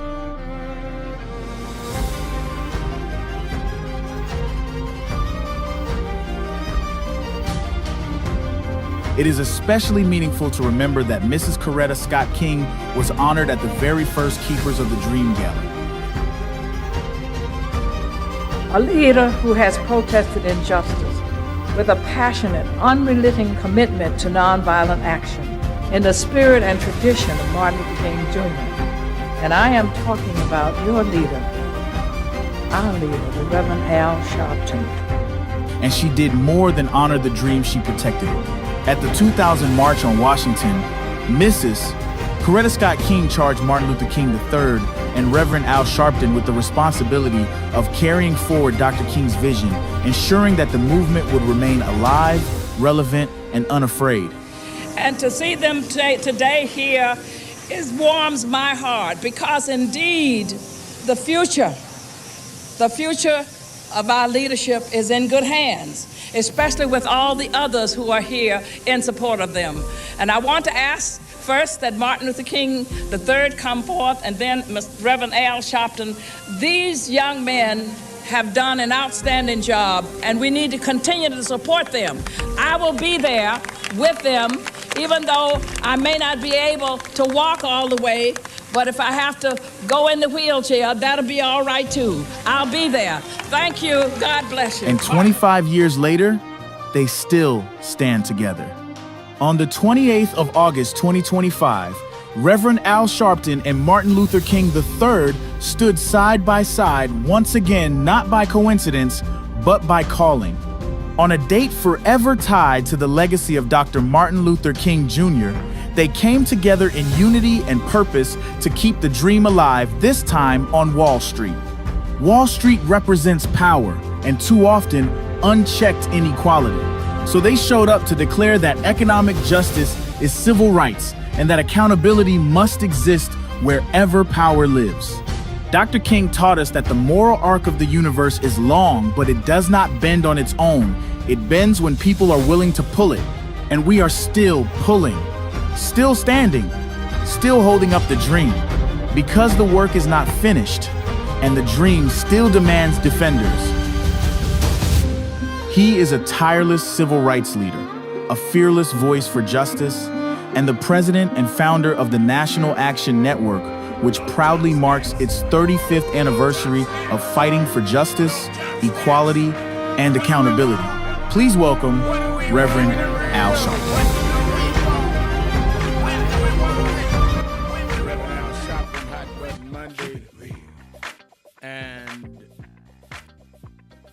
the one and only Antoine Seawright is our co-host, and we're seeing breaking news. Antoine, they just texted to me, probably on the TV soon, that now Governor Gavin Newsom is saying that his wife and himself is on Trump's hit list, that the Department of Justice are investigating him and his wife. So that's another notch on the guest list.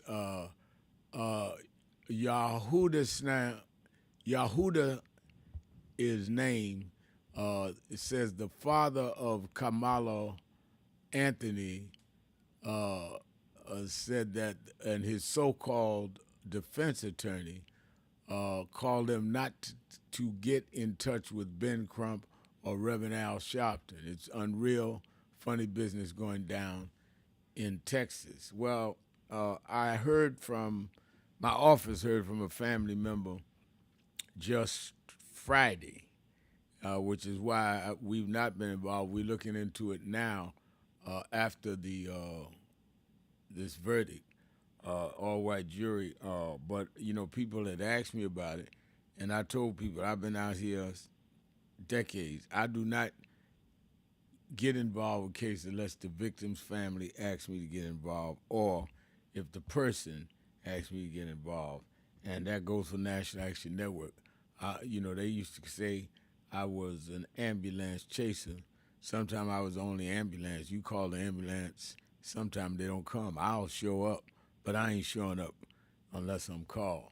Let me ask you this, Antoine, not about the Newsom news, but in the reality of something I heard you say that I think bears repeating because a lot of people have the wrong impression. Even with some of the redistricting, there are some seats that our Black Caucus members can win even though they have changed some of the lines, because many of our Congressional Black Caucus members are in districts that are not majority black. Expound upon that. Oh, Rev, I'm glad you're doubling down on that, because I think it's less than 10 people in the caucus, I think, are representative of majority black districts. In other words, majority of the Congressional Black Caucus do not represent majority black districts. There's this myth that if you're a CBC member, you only represent black people. The collective CBC represents millions of people, black, white, young, not so young, Hispanic, gay, straight, Republican, Democrat, and everything in between, and they get elected in those districts not just because they're black, but they get elected because they're effective. And that's why we always make reference to the CBC as the conscience of the Congress and the Constitution of the country, because we represent all people, not just our people. Now, we prioritize and emphasize the importance of our people, but we represent all people. And so this myth out here that a Congressional Black Caucus member can't win in a swing district is just foolish. You can point to Amelia Sykes. You can point to a Lauren Underwood at the time. You can point to Antonio Delgado at the time, Colin Allred, Janelle Bynum up in Oregon, Johanna Hayes up in Connecticut. There are several members and past members of the Congressional Black Caucus that have won in districts with less than 5% black population in those districts. And so this myth out here by some peddling a narrative is just foolishness. Don in New Orleans, Louisiana. Don.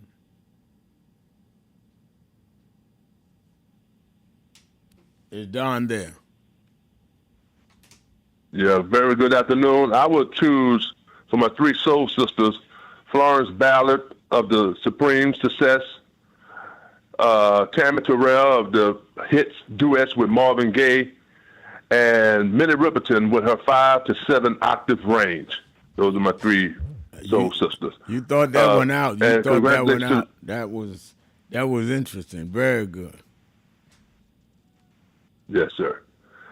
My congratulations to the New York Knicks on their championship win after 53 years. That 73 team, that 70 team, Reverend Al, they got a tough act to follow, because those guys, even 50 plus years, a half a century later, are still leading with class and style. The great Clyde Frazier and Earl the Pearl Monroe and the late Willis Reed and Dave DeBusschere and the great Senator, U.S. Senator Bill Bradley, and even the great coach player Phil Jackson.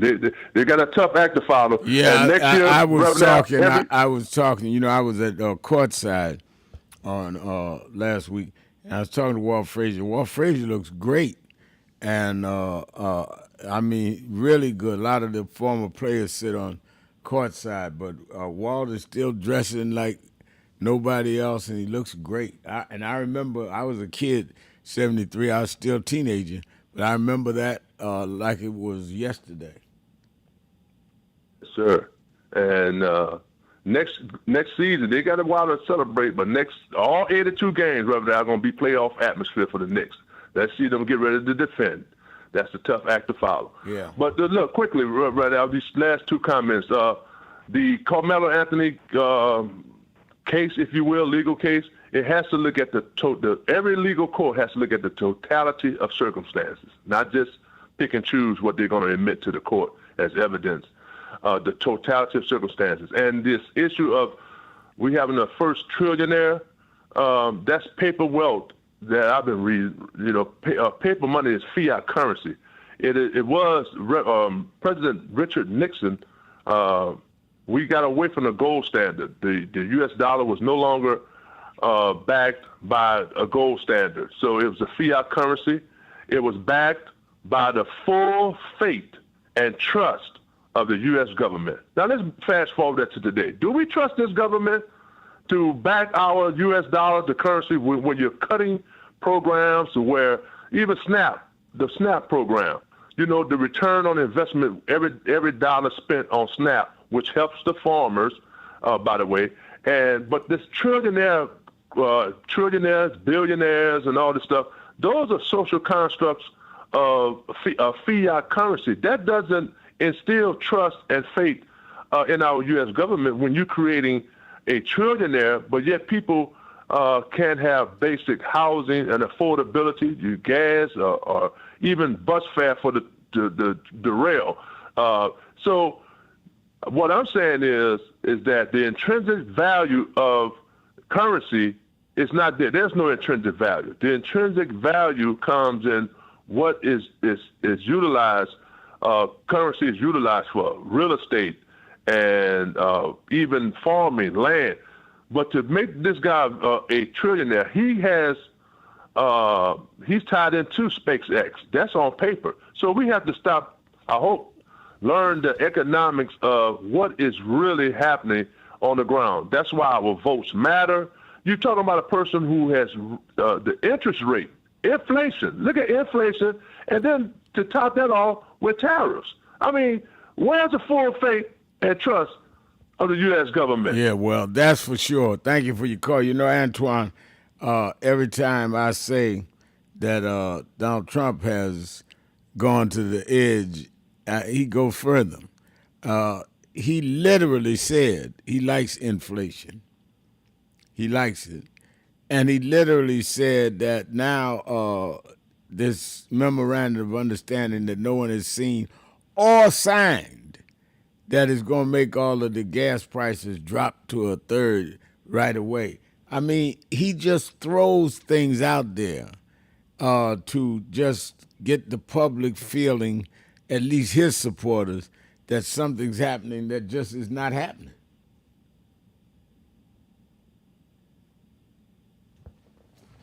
Well, there is no bottom with these people, Rev.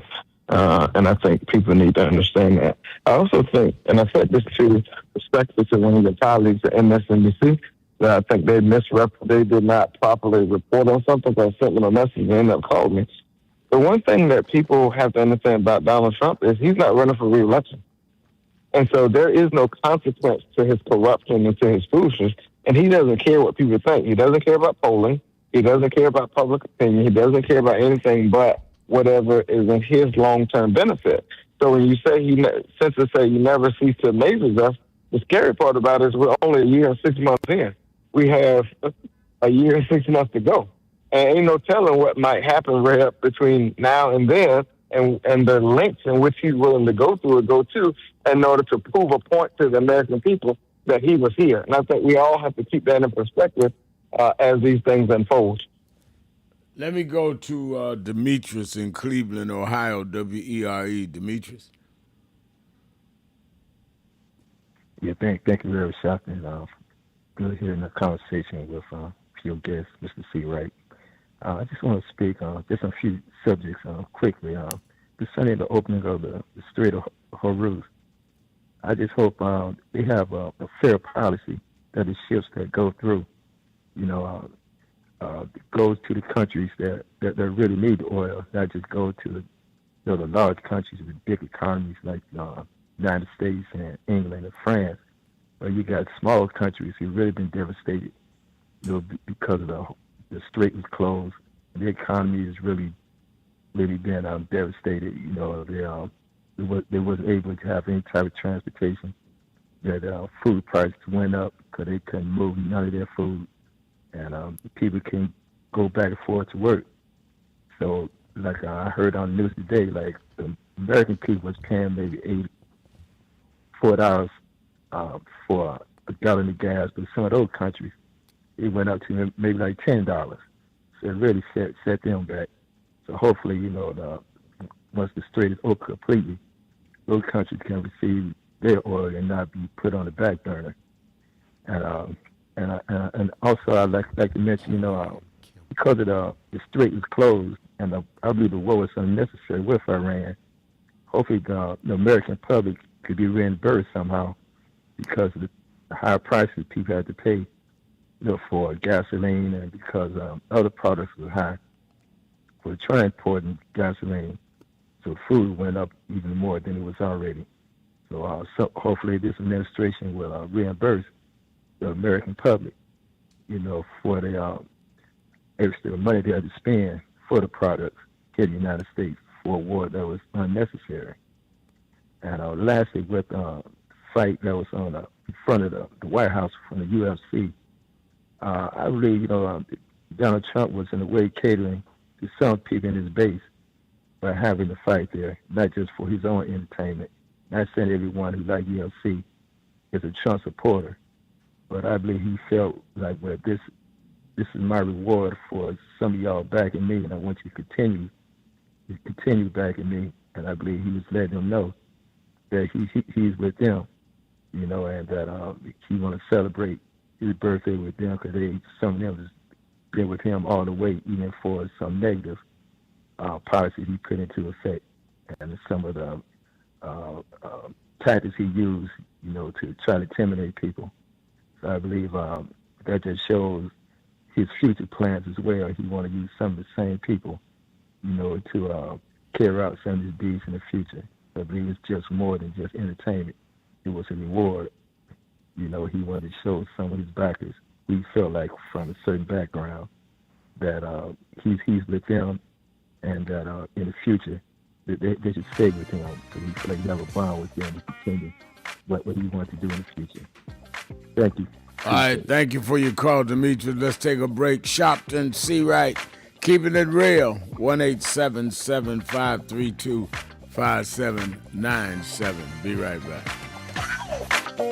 Keeping it real.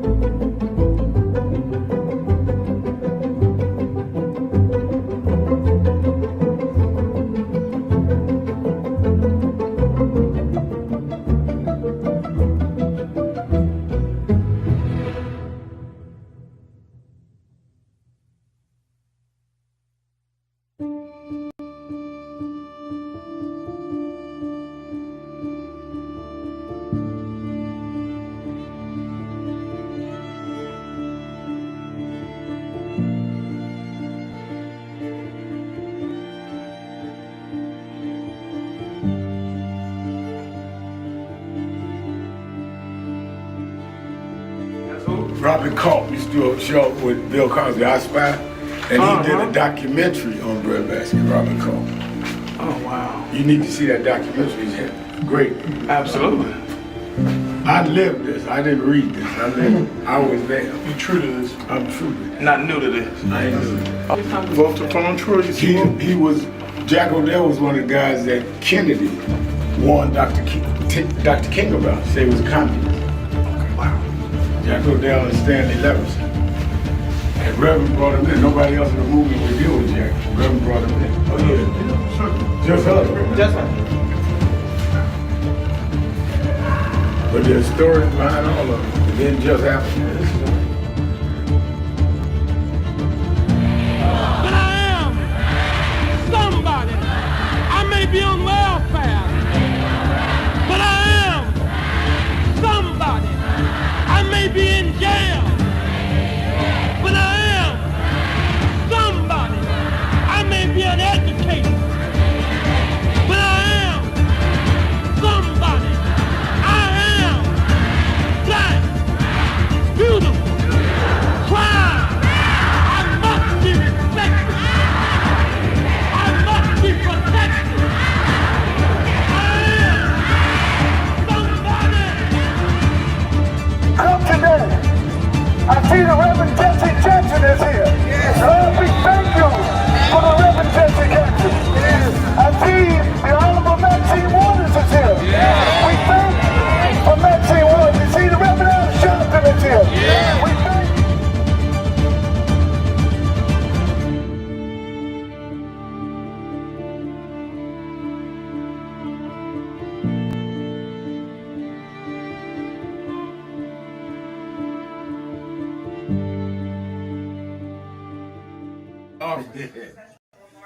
Rev, you know, you were right there From the beginning. with the stuff that Yep. was going on in Brooklyn at Yep. that time, at Yep. Howard Beach, and you were right there. He had in one of the early movies, he had my name. Then he put me in Malcolm, and I wasn't even old enough to know Malcolm. So we've been through it all. For those who see Malcolm X, it's 3 hours. But fast forward to the scene with yourself, Yep. Bobby Seale. Right. Bobby Seale, Denzel, and me. Yeah. Denzel was on the set. Now, let me ask a question. Yep. What was your weight on that scene? I probably about 270. I was bigger then. Yeah. Still had the hair, man. Yeah, you had the head on. Yeah, it was Denzel, yourself, and Bobby Seale. Yeah, all in one scene. And also, there was no cut, so we went like this. That's right. That's right. That's right. Yeah. Only Spike could have done that. It's my brother right here. My baby. Brooklyn's in the house. Yes, sir. Brooklyn's in the house. BK.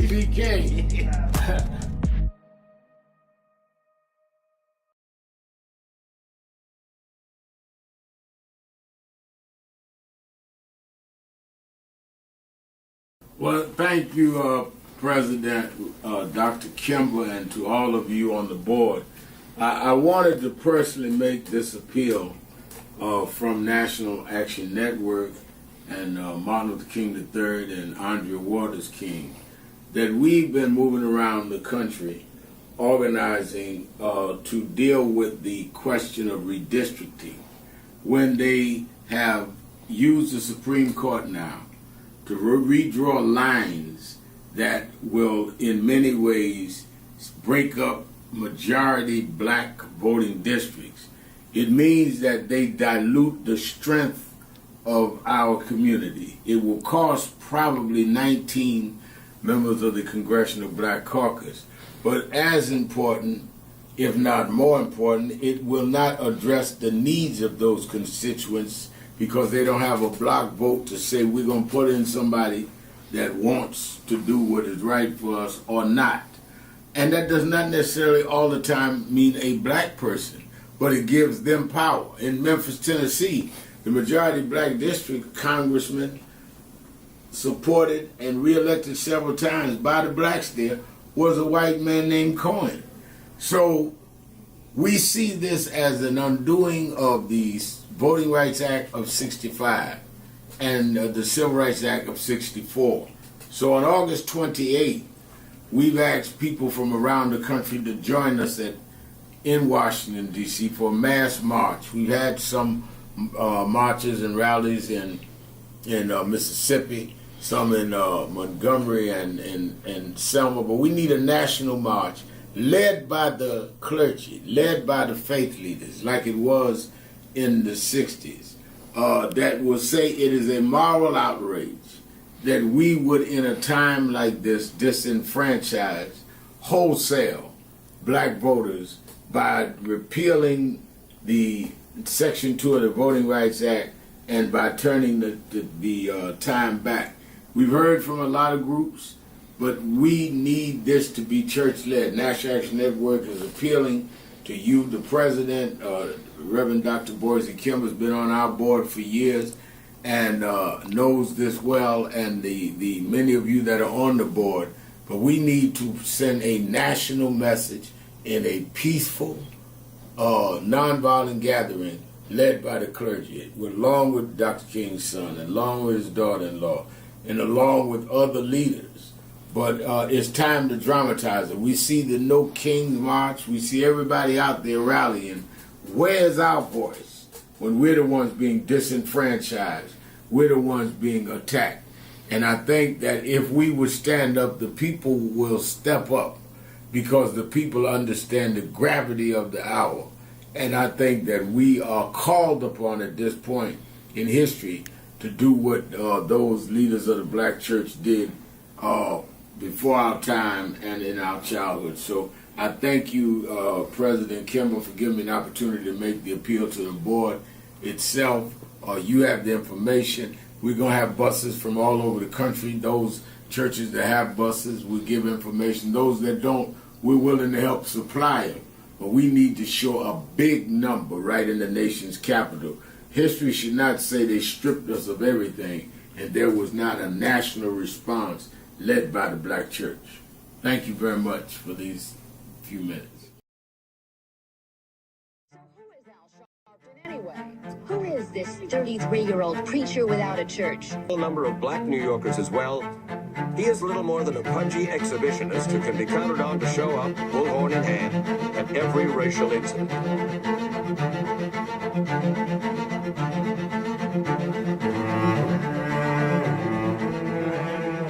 I often quote Mark Twain. Reverend Al Sharpton and Antoine Seawright is riding with us as always to kick off the week on What's on Your Mind. Let's go to Spencer in Little Mountain, South Carolina. Spencer.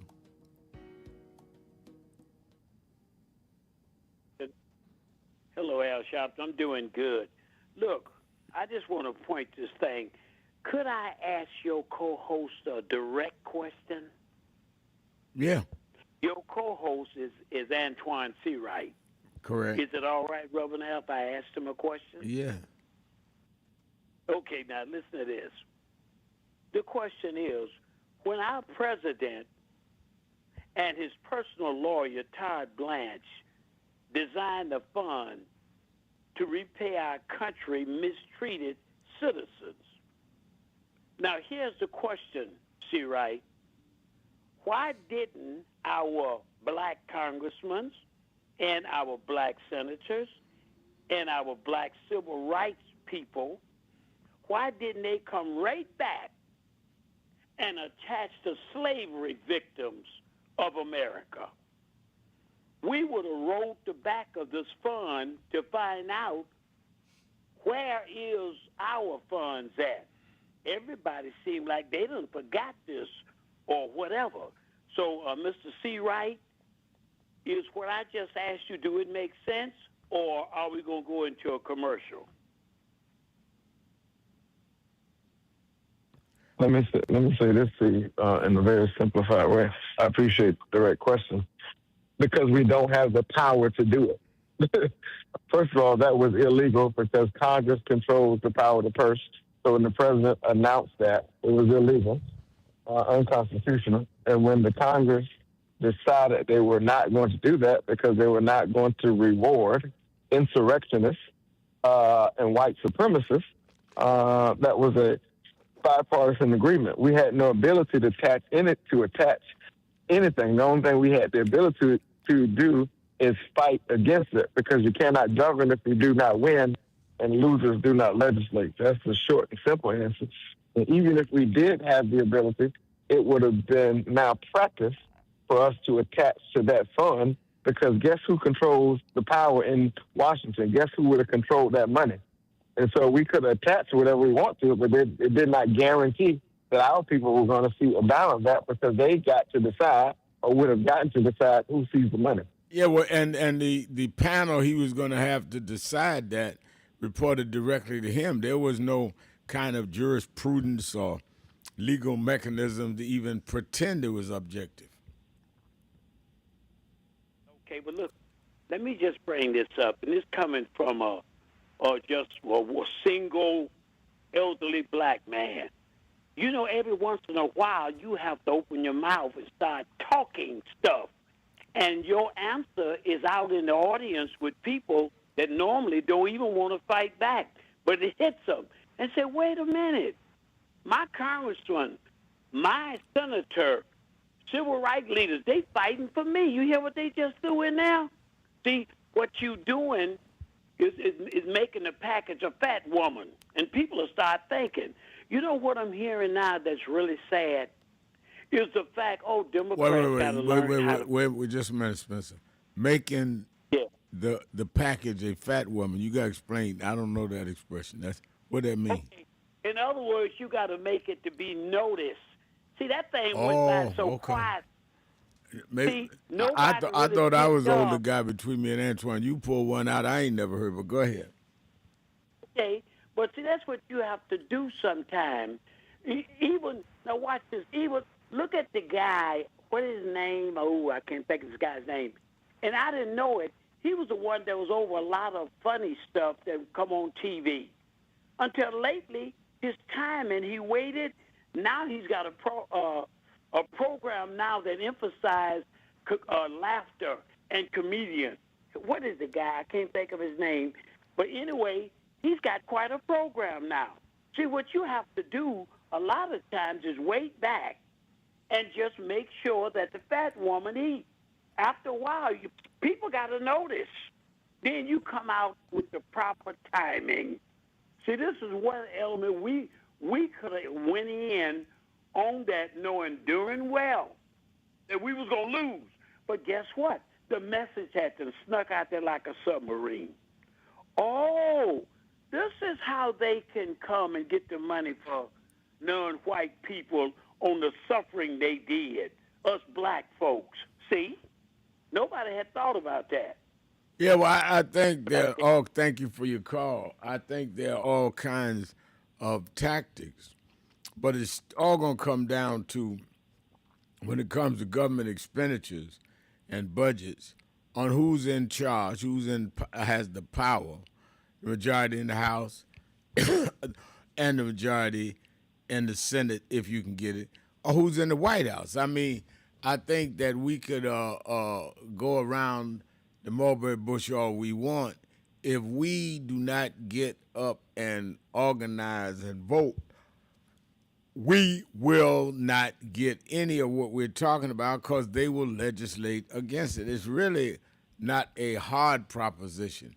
It's as simple as just saying this is one of the things. And, you know, I tell people all the time, I don't think voting solves all of the problems, but it solves enough of the problems that we must put all of our efforts in there. There is no one thing that's going to solve everything, but you can't even get started if you're not even part of the process. And they want you to stay out of the process. And I think that is what is so frustrating for some, when people talk about I just don't think nothing will happen. And nothing will happen unless you get involved. These people are not going to drag you out the bed and give you justice and fairness. You got to get up and do something. Some of us will do a lot out there in the community, out there in the street, out there marching, big march, August 28th. But we organize now. All we ask you to do is go to your polling site and get in and put in somebody to represent you and your interests And I think that a lot of people are ducking that responsibility. Let's take a break and come back, line up more of these calls. 1-877-532-5797. 1-877-532-5797. Shopton, see right. Be right back.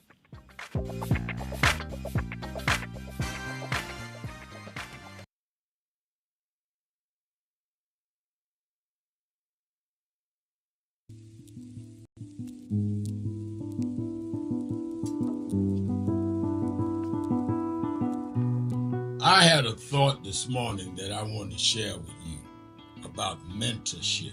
I am able to do a lot of what I do because I had great mentors, but there are correct ways and incorrect ways to mentor people, in my opinion. I was mentored as a boy preacher by Bishop F.D. Washington, one of the great Pentecostal preachers of his time. Then Reverend William Jones became my pastor after Bishop Washington died, who was unquestionably in the top 5 black church ministers, theologians. Reverend Jesse Jackson, who I started my activism under his leadership, he and Reverend Jones. And I learned politics directly as a youth director from Shirley Chisholm. So even though I didn't finish college, I had the most unique education in the world from being exposed to giants. But the one thing I learned is as I grew older and people started coming younger than me and wanted me to teach and mentor them, the magic of the mentors I had is they did not want me to be their clone. They wanted me to learn things from them and use my own gifts and talents in my own unique way and let me do things on my own, because they knew that if I flopped in some things, it would teach me for the other things. They'll come and help me once I was down, but they were not going to have me avoid being down. And they were not going to impose themselves on me. Why am I saying that? Because too many mentors want clones. And too many mentees want their mentors to put them on a pedestal. Oh, so-and-so didn't do this for me. Oh, so-and-so didn't open doors for me. If they got to open doors for you, it may mean that they knew you weren't ready to go through those doors. Their job is to prepare you. Your job is to develop your own skills, your own unique ways. And I don't care if it's my daughters, who both have come into their own, or anyone else. I'm not a talent agent. I did not form National Action Network to give people their step up. I formed it to fight for justice for everybody. If talented people get in, it's my job to invest and give them a platform. It's their job to get on the platform and perform and show their ability. Sitting with me today in the office as I talk about it is one of my mentees, Reverend Stephen Marshall. Now, Stephen, you just came around us when you were how old? 11 years old. 11 years old. You just turned 40 and now you're called to the ministry? Yes, sir. And what do you do in National Action Network? I formulate policies, lead in various regions, but most importantly, I senior advisor to you on all things from social justice strategies, politics, intergovernmental affairs, you name it, community organizing, all of that stuff. And I could go through scores of others. My daughters started Huddle. They got Huddles now, which is for young people to meet once a week all over the country. I just saw the video from the Las Vegas National Action Network chapter. Now, when you decided to preach, did I ever tell you to become a preacher? Not one time. Who called you to preach? The Lord. All right. And did I say go to this school or that school? No, sir. Did I open this door, that door? Did I tell you be ready when the doors open? Always be ready and prepared. And that's what I'm saying. Get you some young people than you that you can help along the way. But don't be their talent agent. Their talent must speak for themselves. And anybody that grumbles with you about so-and-so didn't do something for them, maybe it's because they didn't feel you were ready, or that they felt if they did it, you wouldn't do it on your own. But we all don't live forever. I want the next generation to speak of me, of National Action Network, and others, the way I speak of Reverend Jones and Bishop Washington and Shirley Chisholm and Reverend Jackson. But I just don't want young people to feel that somebody ought to give them the reins of leadership or give them the reins of business or whatever it is you're in, you need to learn from their journey, get the pearls of wisdom from them, but don't have them do for you, because then it means you can't do it for yourself.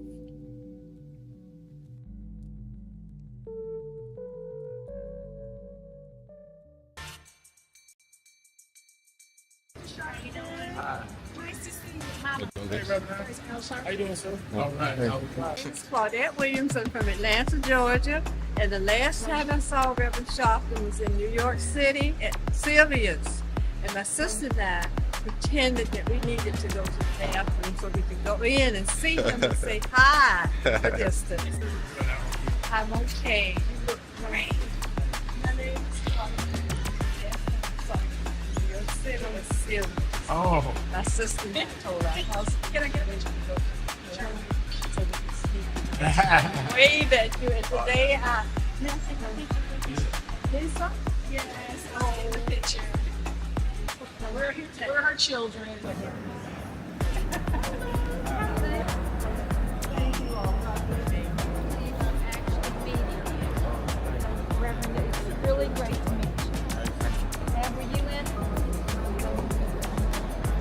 It's an honor to meet you. Okay, come take a seat. Reverend Sharpton, Thank you. Take it back there right quick while your momentum.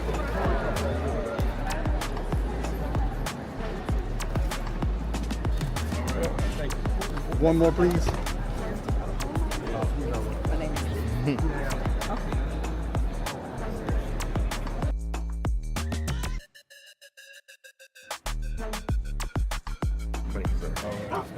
Silly pose.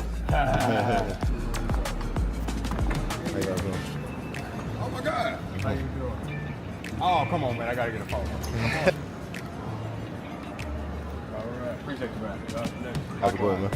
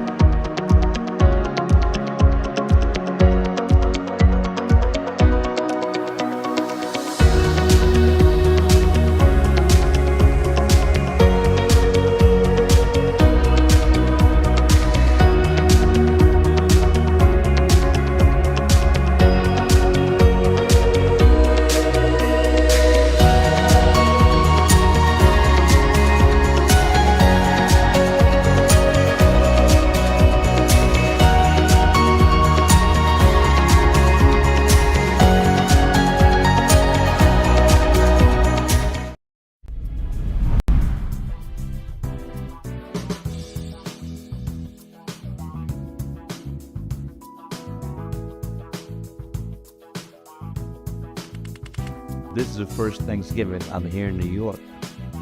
Over 20 years. I'm just glad to be here with Rev today and to hand out the food.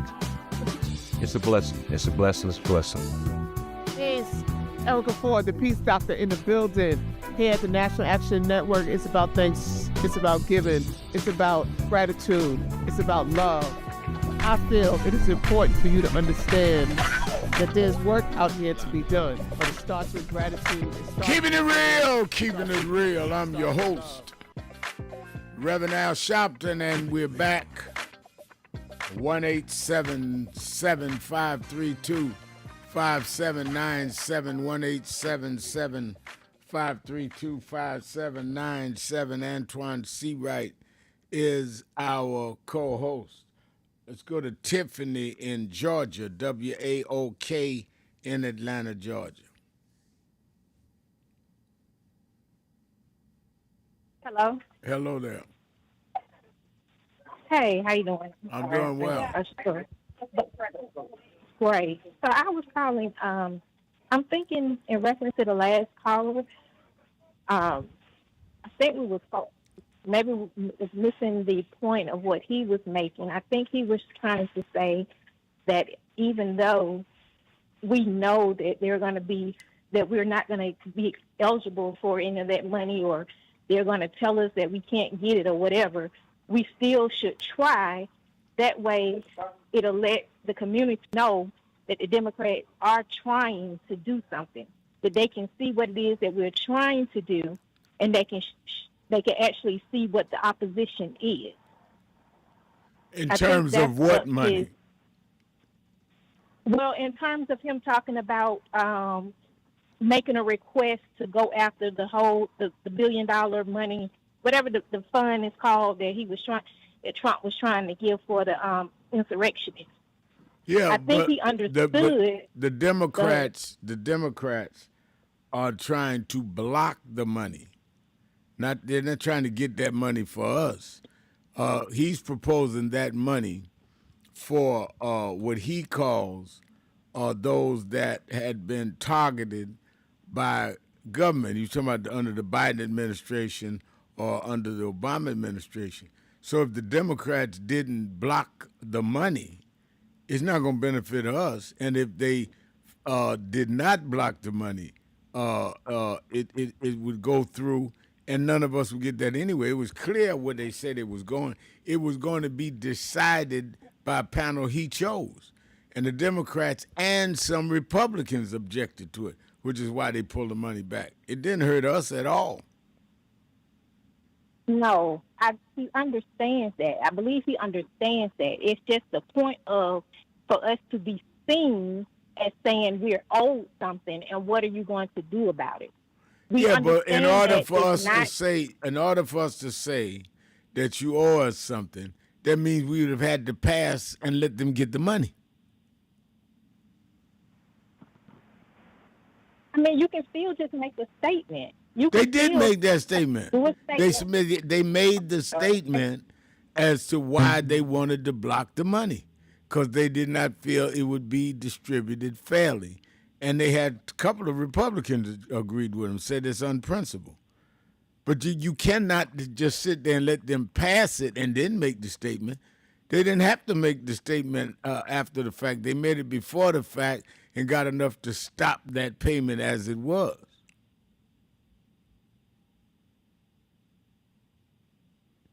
I don't know if she hung up Yeah, on purpose or Thank you for your call. Let's go to Andre J. in the Bronx, New York. Andre J. Is that the Bronx? Just Andre. Andre. I don't know where y'all got the Bronx. Andre.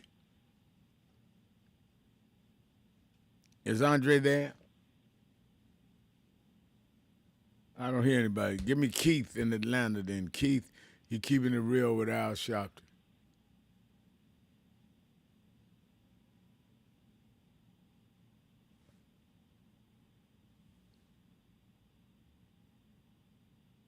I don't hear Keith. Okay. Good afternoon, Reverend Sharpton, and to your guest on the other side over there. The reason why I call, one of the things, I live here in Atlanta, and I had the opportunity to be at the Ambassador Andrew Young Unity Day of Action Summit. Yes, sir. My wife and I both. And I must say, I was rather astonished. I was rather mystified, and I had a lot of gratitude, and it humbled me to my knees to see walking history when I saw Andrew Young. He sat about 4 seats in front of me. And I also got to see all those mayors, including the current mayor. And I forgot who the speaker was, his name. He's a pastor as well. And I got the chance to see him. We stayed through the whole thing. I was just enamored. I was. But that being said, there was also something brought up about the young people. Young people didn't get a chance to get a platform there that day. And for me, it's a microcosm of what's going on across the nation right now. And I say that because the thing about it is, I've been on Facebook and stuff like that. I know, Facebook, social media, all that kind of stuff. And I'm noticing a pattern. I'm reaching out to the young people and everything like that. And I'm asking them, are they going to vote? And most of them got voters apathy or something going on. I don't know what that is, but the ones I speak to, I can't speak for all of them, of course. But the thing about it, and then I've talked to some of my nieces and nephews. I've talked to friends of the family and things of that nature, young people college age, people 18 and up. And a lot of them saying they might vote or they're going to vote. And some people are, it doesn't matter, we vote anyway. This is something that needs to be addressed like yesterday. Maybe one of your callers can address it. Maybe your guy got on the line. Maybe you can address this. But we have got to reach out and talk to these young people. We got to see what the problem is. Yeah, well, let me address it. I think, first of all, you're right that something needs to be dealt with, and I think that we need to put it in context. Fact of the matter is, when I was young, and we had National Youth Movement, which had a lot of us was around voting. I was Shirley Chisholm's youth director after I was Jesse Jackson's. Most youth didn't vote then. We have a huge huddle in youth department in National Action Network now in many of our 100-some-odd chapters. So there are many young people that are involved, and they have the same challenge that every generation had, and that is getting other young people in their generation to come forward. And I think you're right. That's why we go out of our way in our convention. You'll see it at the March, August 28th, to give a platform to young people. But don't ever think this is something new. There's been no generation that all the young people were involved. Even when we talk about the iconic civil rights days, most young blacks were not a member of SNCC. That was some students that made the sacrifice. And let me give you another clue. Most old folks ain't never been involved. The March on Washington in 1963 that Asa Randolph called, that Dr. King gave the I Have a Dream speech, unions and others helped organize that march, and they got 250,000 people. We only got a 1 million man march until 1995. We act like everybody was involved. It has never been that. It has always been those that are involved have to go out and try to get others. And I'm saying that not to excuse behavior, but to say that we need to know what we're up against. We're up against our people always have been apathetic. You've got to try and bring with you what you got. It's almost like I'm a preacher, been preaching for decades. You got to preach your best sermon and hope 2 or 3 are joined at a time. But I think for us to act like we got to get everybody will discourage us, because Martin Luther King didn't have everybody. But we need to get enough to make a difference. How do you get that? By telling them you are not voting for anyone but yourself. The student loan debt you complained about, talk what young people have to deal with. Student loan debt, cost of living, paying rent with your friends, trying to get an apartment, trying to deal with get you a car. Talk things that they will understand. All of that, how does that impact voting? Because the legislators determine your car insurance, your affordability with rent, on and on. And some will come, but we need to address them and not be unrealistic about you going to get all of them, because we ain't got all old folks, and we never have. But thank you for your call. We'll be right back. Keeping it real. Shopton. See right. Be right back.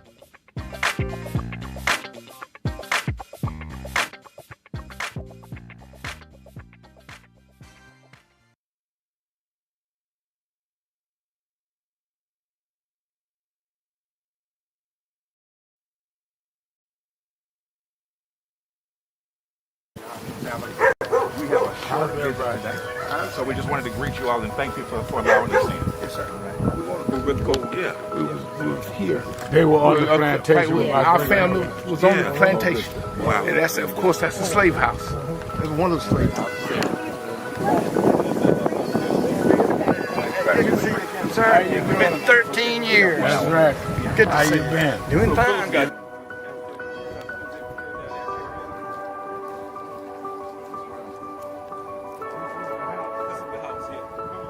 Right, last time. And we, Alexander Shaw.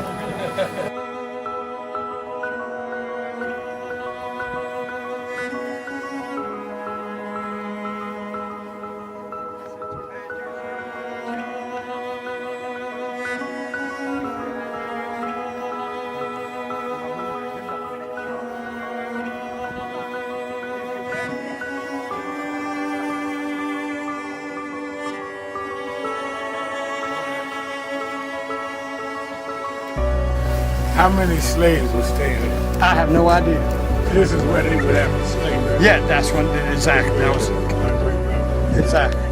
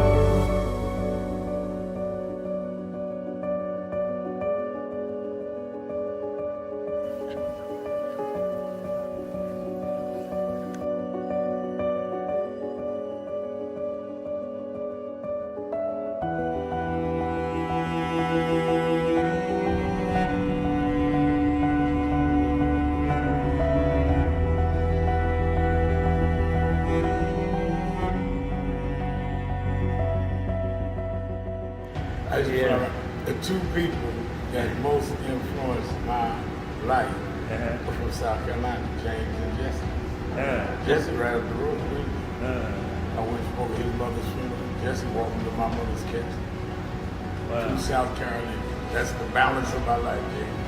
Yeah. Civil rights, showbiz. But also where your people from too. Literally. Yeah, right. And where I knew Jesse was from James, I started Brother. Yeah. And James had died before I knew about him in South Carolina.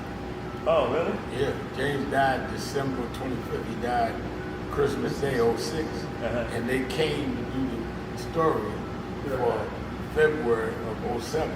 They came in January. His daughter swear that was his daddy and helped me push the information out. Wow. And I called Jesse and told me, you know, that my great-grandfather was a slave about 45, because Greenville right up to I-20. He said, I told you we was connected. That's why you got to listen to me. But, no. That I want to end. He talked about the dry bones in the valley. Don't take it back. The only reason that the wind could blow life into the bones is because at some point they had to be connected. If the wind had blown into a disconnected body, it still wouldn't have worked. So before he prophesied to the wind, they had to first get the foot bone to connect to the ankle bone, and the ankle bone to the calf bone, and to the knee bone, and the knee bone to the thigh bone. If we are to prophesy to the wind, we must first connect this body. We must connect Eddie Long to Farrakhan and Cornel West to Elders and Lowry to Sharpton. If we can connect this body, then God will blow the breath of life into our community. But as long as we're disconnected, the wind can't blow because it's blowing on disconnected dry bones. But the good news is that we're the children of people that have been through worse than this, and we're still here. So even though I get despondent, I don't ever get depressed, because I want the world to know you won't beat us, because we're the children of those that took the worst form of slavery and brutality that ever lived, that ever existed. Our parents survived the Middle Passage. Only the strong got here, and then we lost our name, our culture, our religion, and we're still here. But you don't know who we are. We're the children of Chaka Zulu. We're the children of Mary McLeod Bethune. We're the children of Marcus Garvey. We're the children of Martin Luther King. We'll be here. We were first, and we'll be last. We know who we are.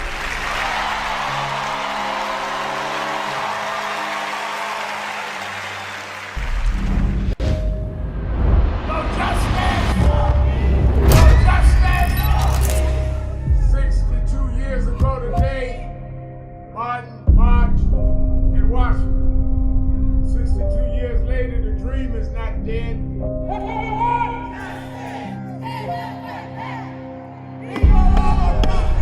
I'm here because I must be here. Democracy is not there for the pig, and you have to fight for democracy. That's what it is. What Trump will erase, we will replace. Is the dreamers in many cases have reversed and tried to turn it into a nightmare. We come to Wall Street rather than Washington this year to let them know you can try to turn back the clock, but you can't turn back time. We gonna keep the dream alive on Wall Street.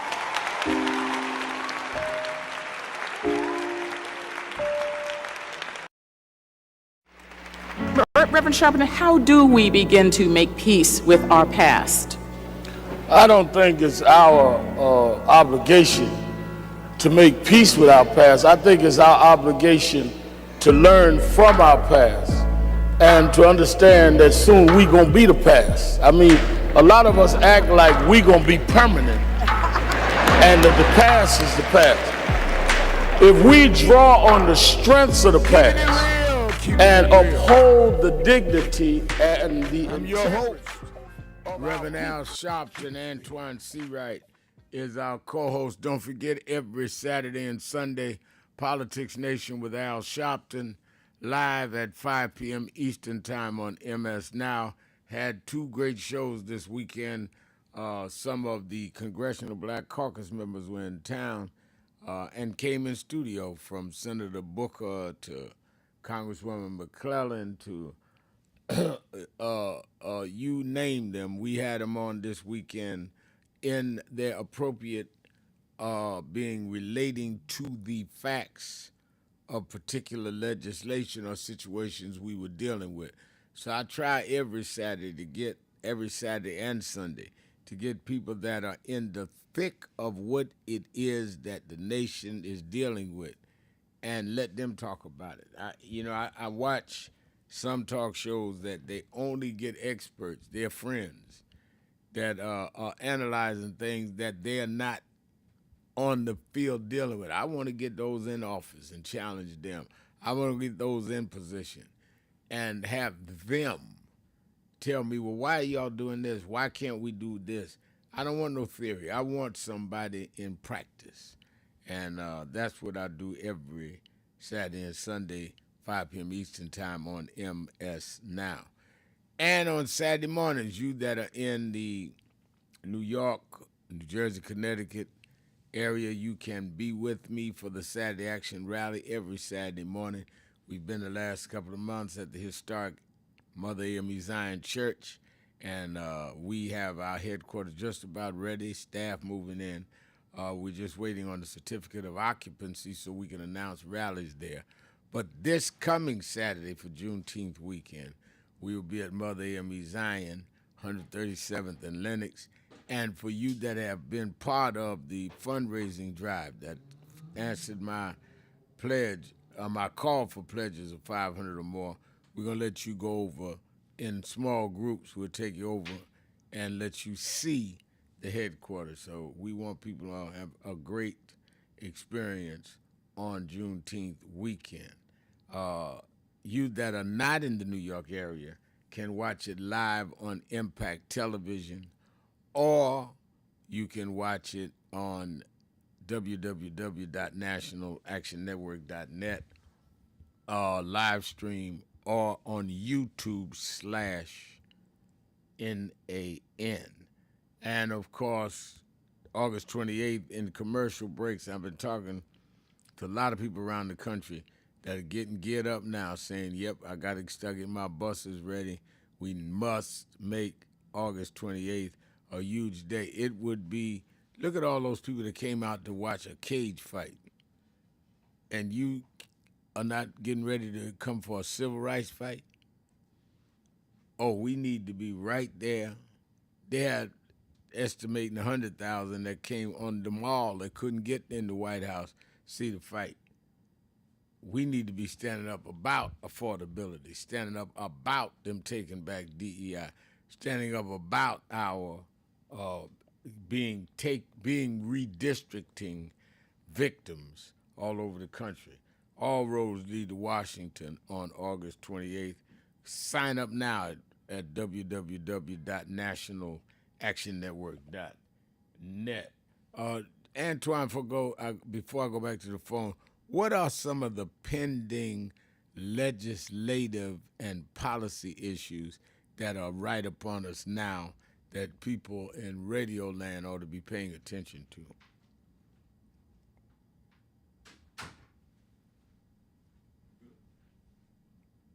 I can't hear Antoine.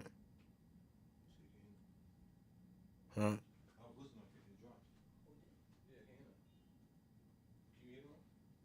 I don't hear anything.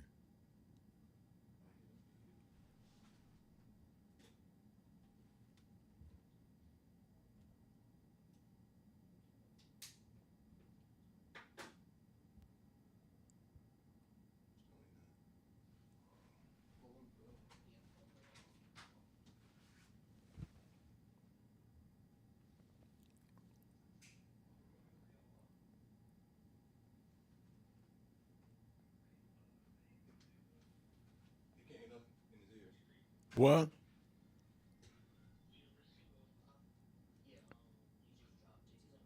I can't hear. Rev can't hear anything. And he's connected.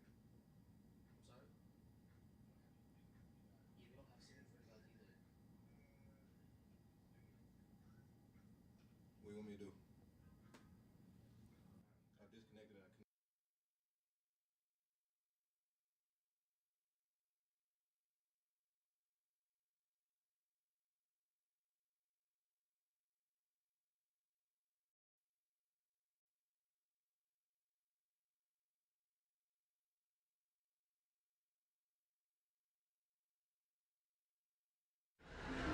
The only thing that will matter 2 minutes after you gone is what you did for more than yourself.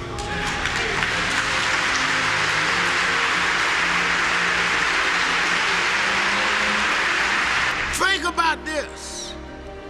Think about if today is your last day. If this is your last service, what can they say about me? And if you're not satisfied with your own answer, you should leave here today working on yourself and building on what you need to build. Because God is here. He's available to you if you but use what He's giving you to be more than self-indulgent. Now, I know many of us come with reasons we won't step out. But I come to tell you that's why God is here. God takes the ones that are the least likely and gets the most done. As I have seen in my life, People that were the unexpected and rejected are the ones that end up the greatest. So don't let whatever mistakes or whatever things that may be in your past hold you back. God is not trapped in your past. God is there for your future. And he's there that every day you wake up was a divine decision he made to give you another opportunity to serve.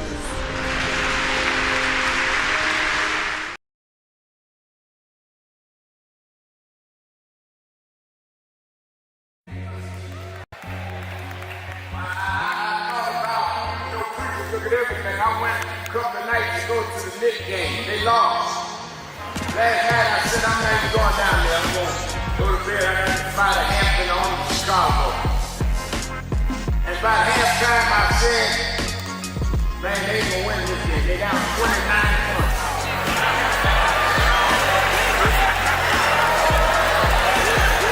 And somebody here today, you've been down. They counted you out. People say there's no way you come back.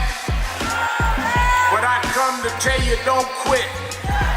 For there's another half to play. And God will take you and let you win when the odds are against you. I know they're talking about you, but preach anyhow. I know sometimes the pews are empty, but preach anyhow.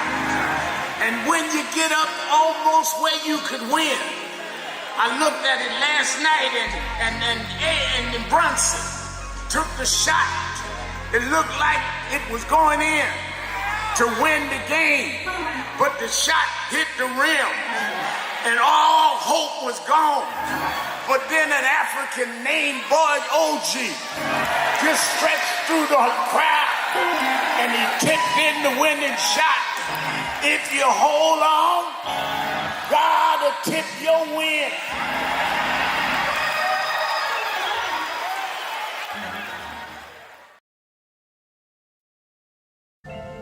I thank God I was blessed to have both in my life. Both historic, strong figures. But if I misuse them and listen to not only figures that are not as historic as them, but figures that had nothing to do with the calling and purpose of my life, I would live confused. I'd be double-minded. I'm clear. And what I want you to do is be clear. Clear on who you are and why you are. And a lot of that will be exposed to you and others by who you are around and who you allow to enter your head. Keep people at a distance that only have a distant and unclear vision of who you are and who you are supposed to be. They could be your blood relatives, but they could not be the ones that accompany you toward what you ought to be about. Everybody good to you ain't good for you. Everybody that makes you laugh sometimes end up making you a joke.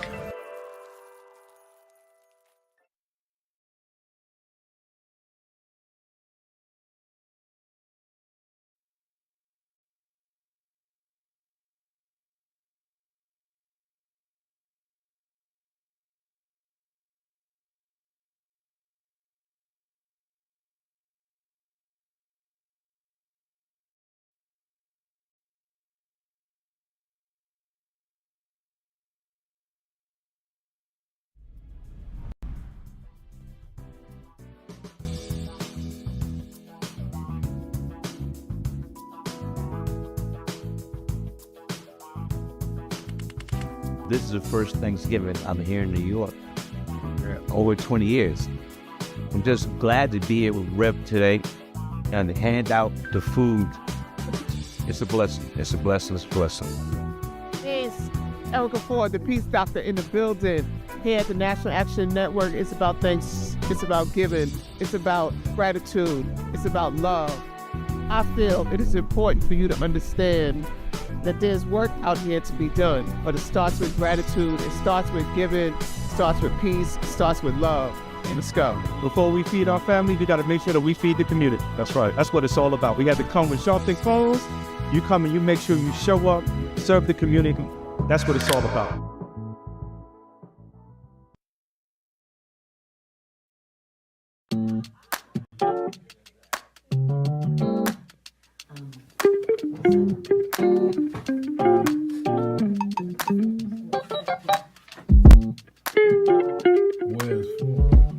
I see I'm in today's New York Times word puzzle,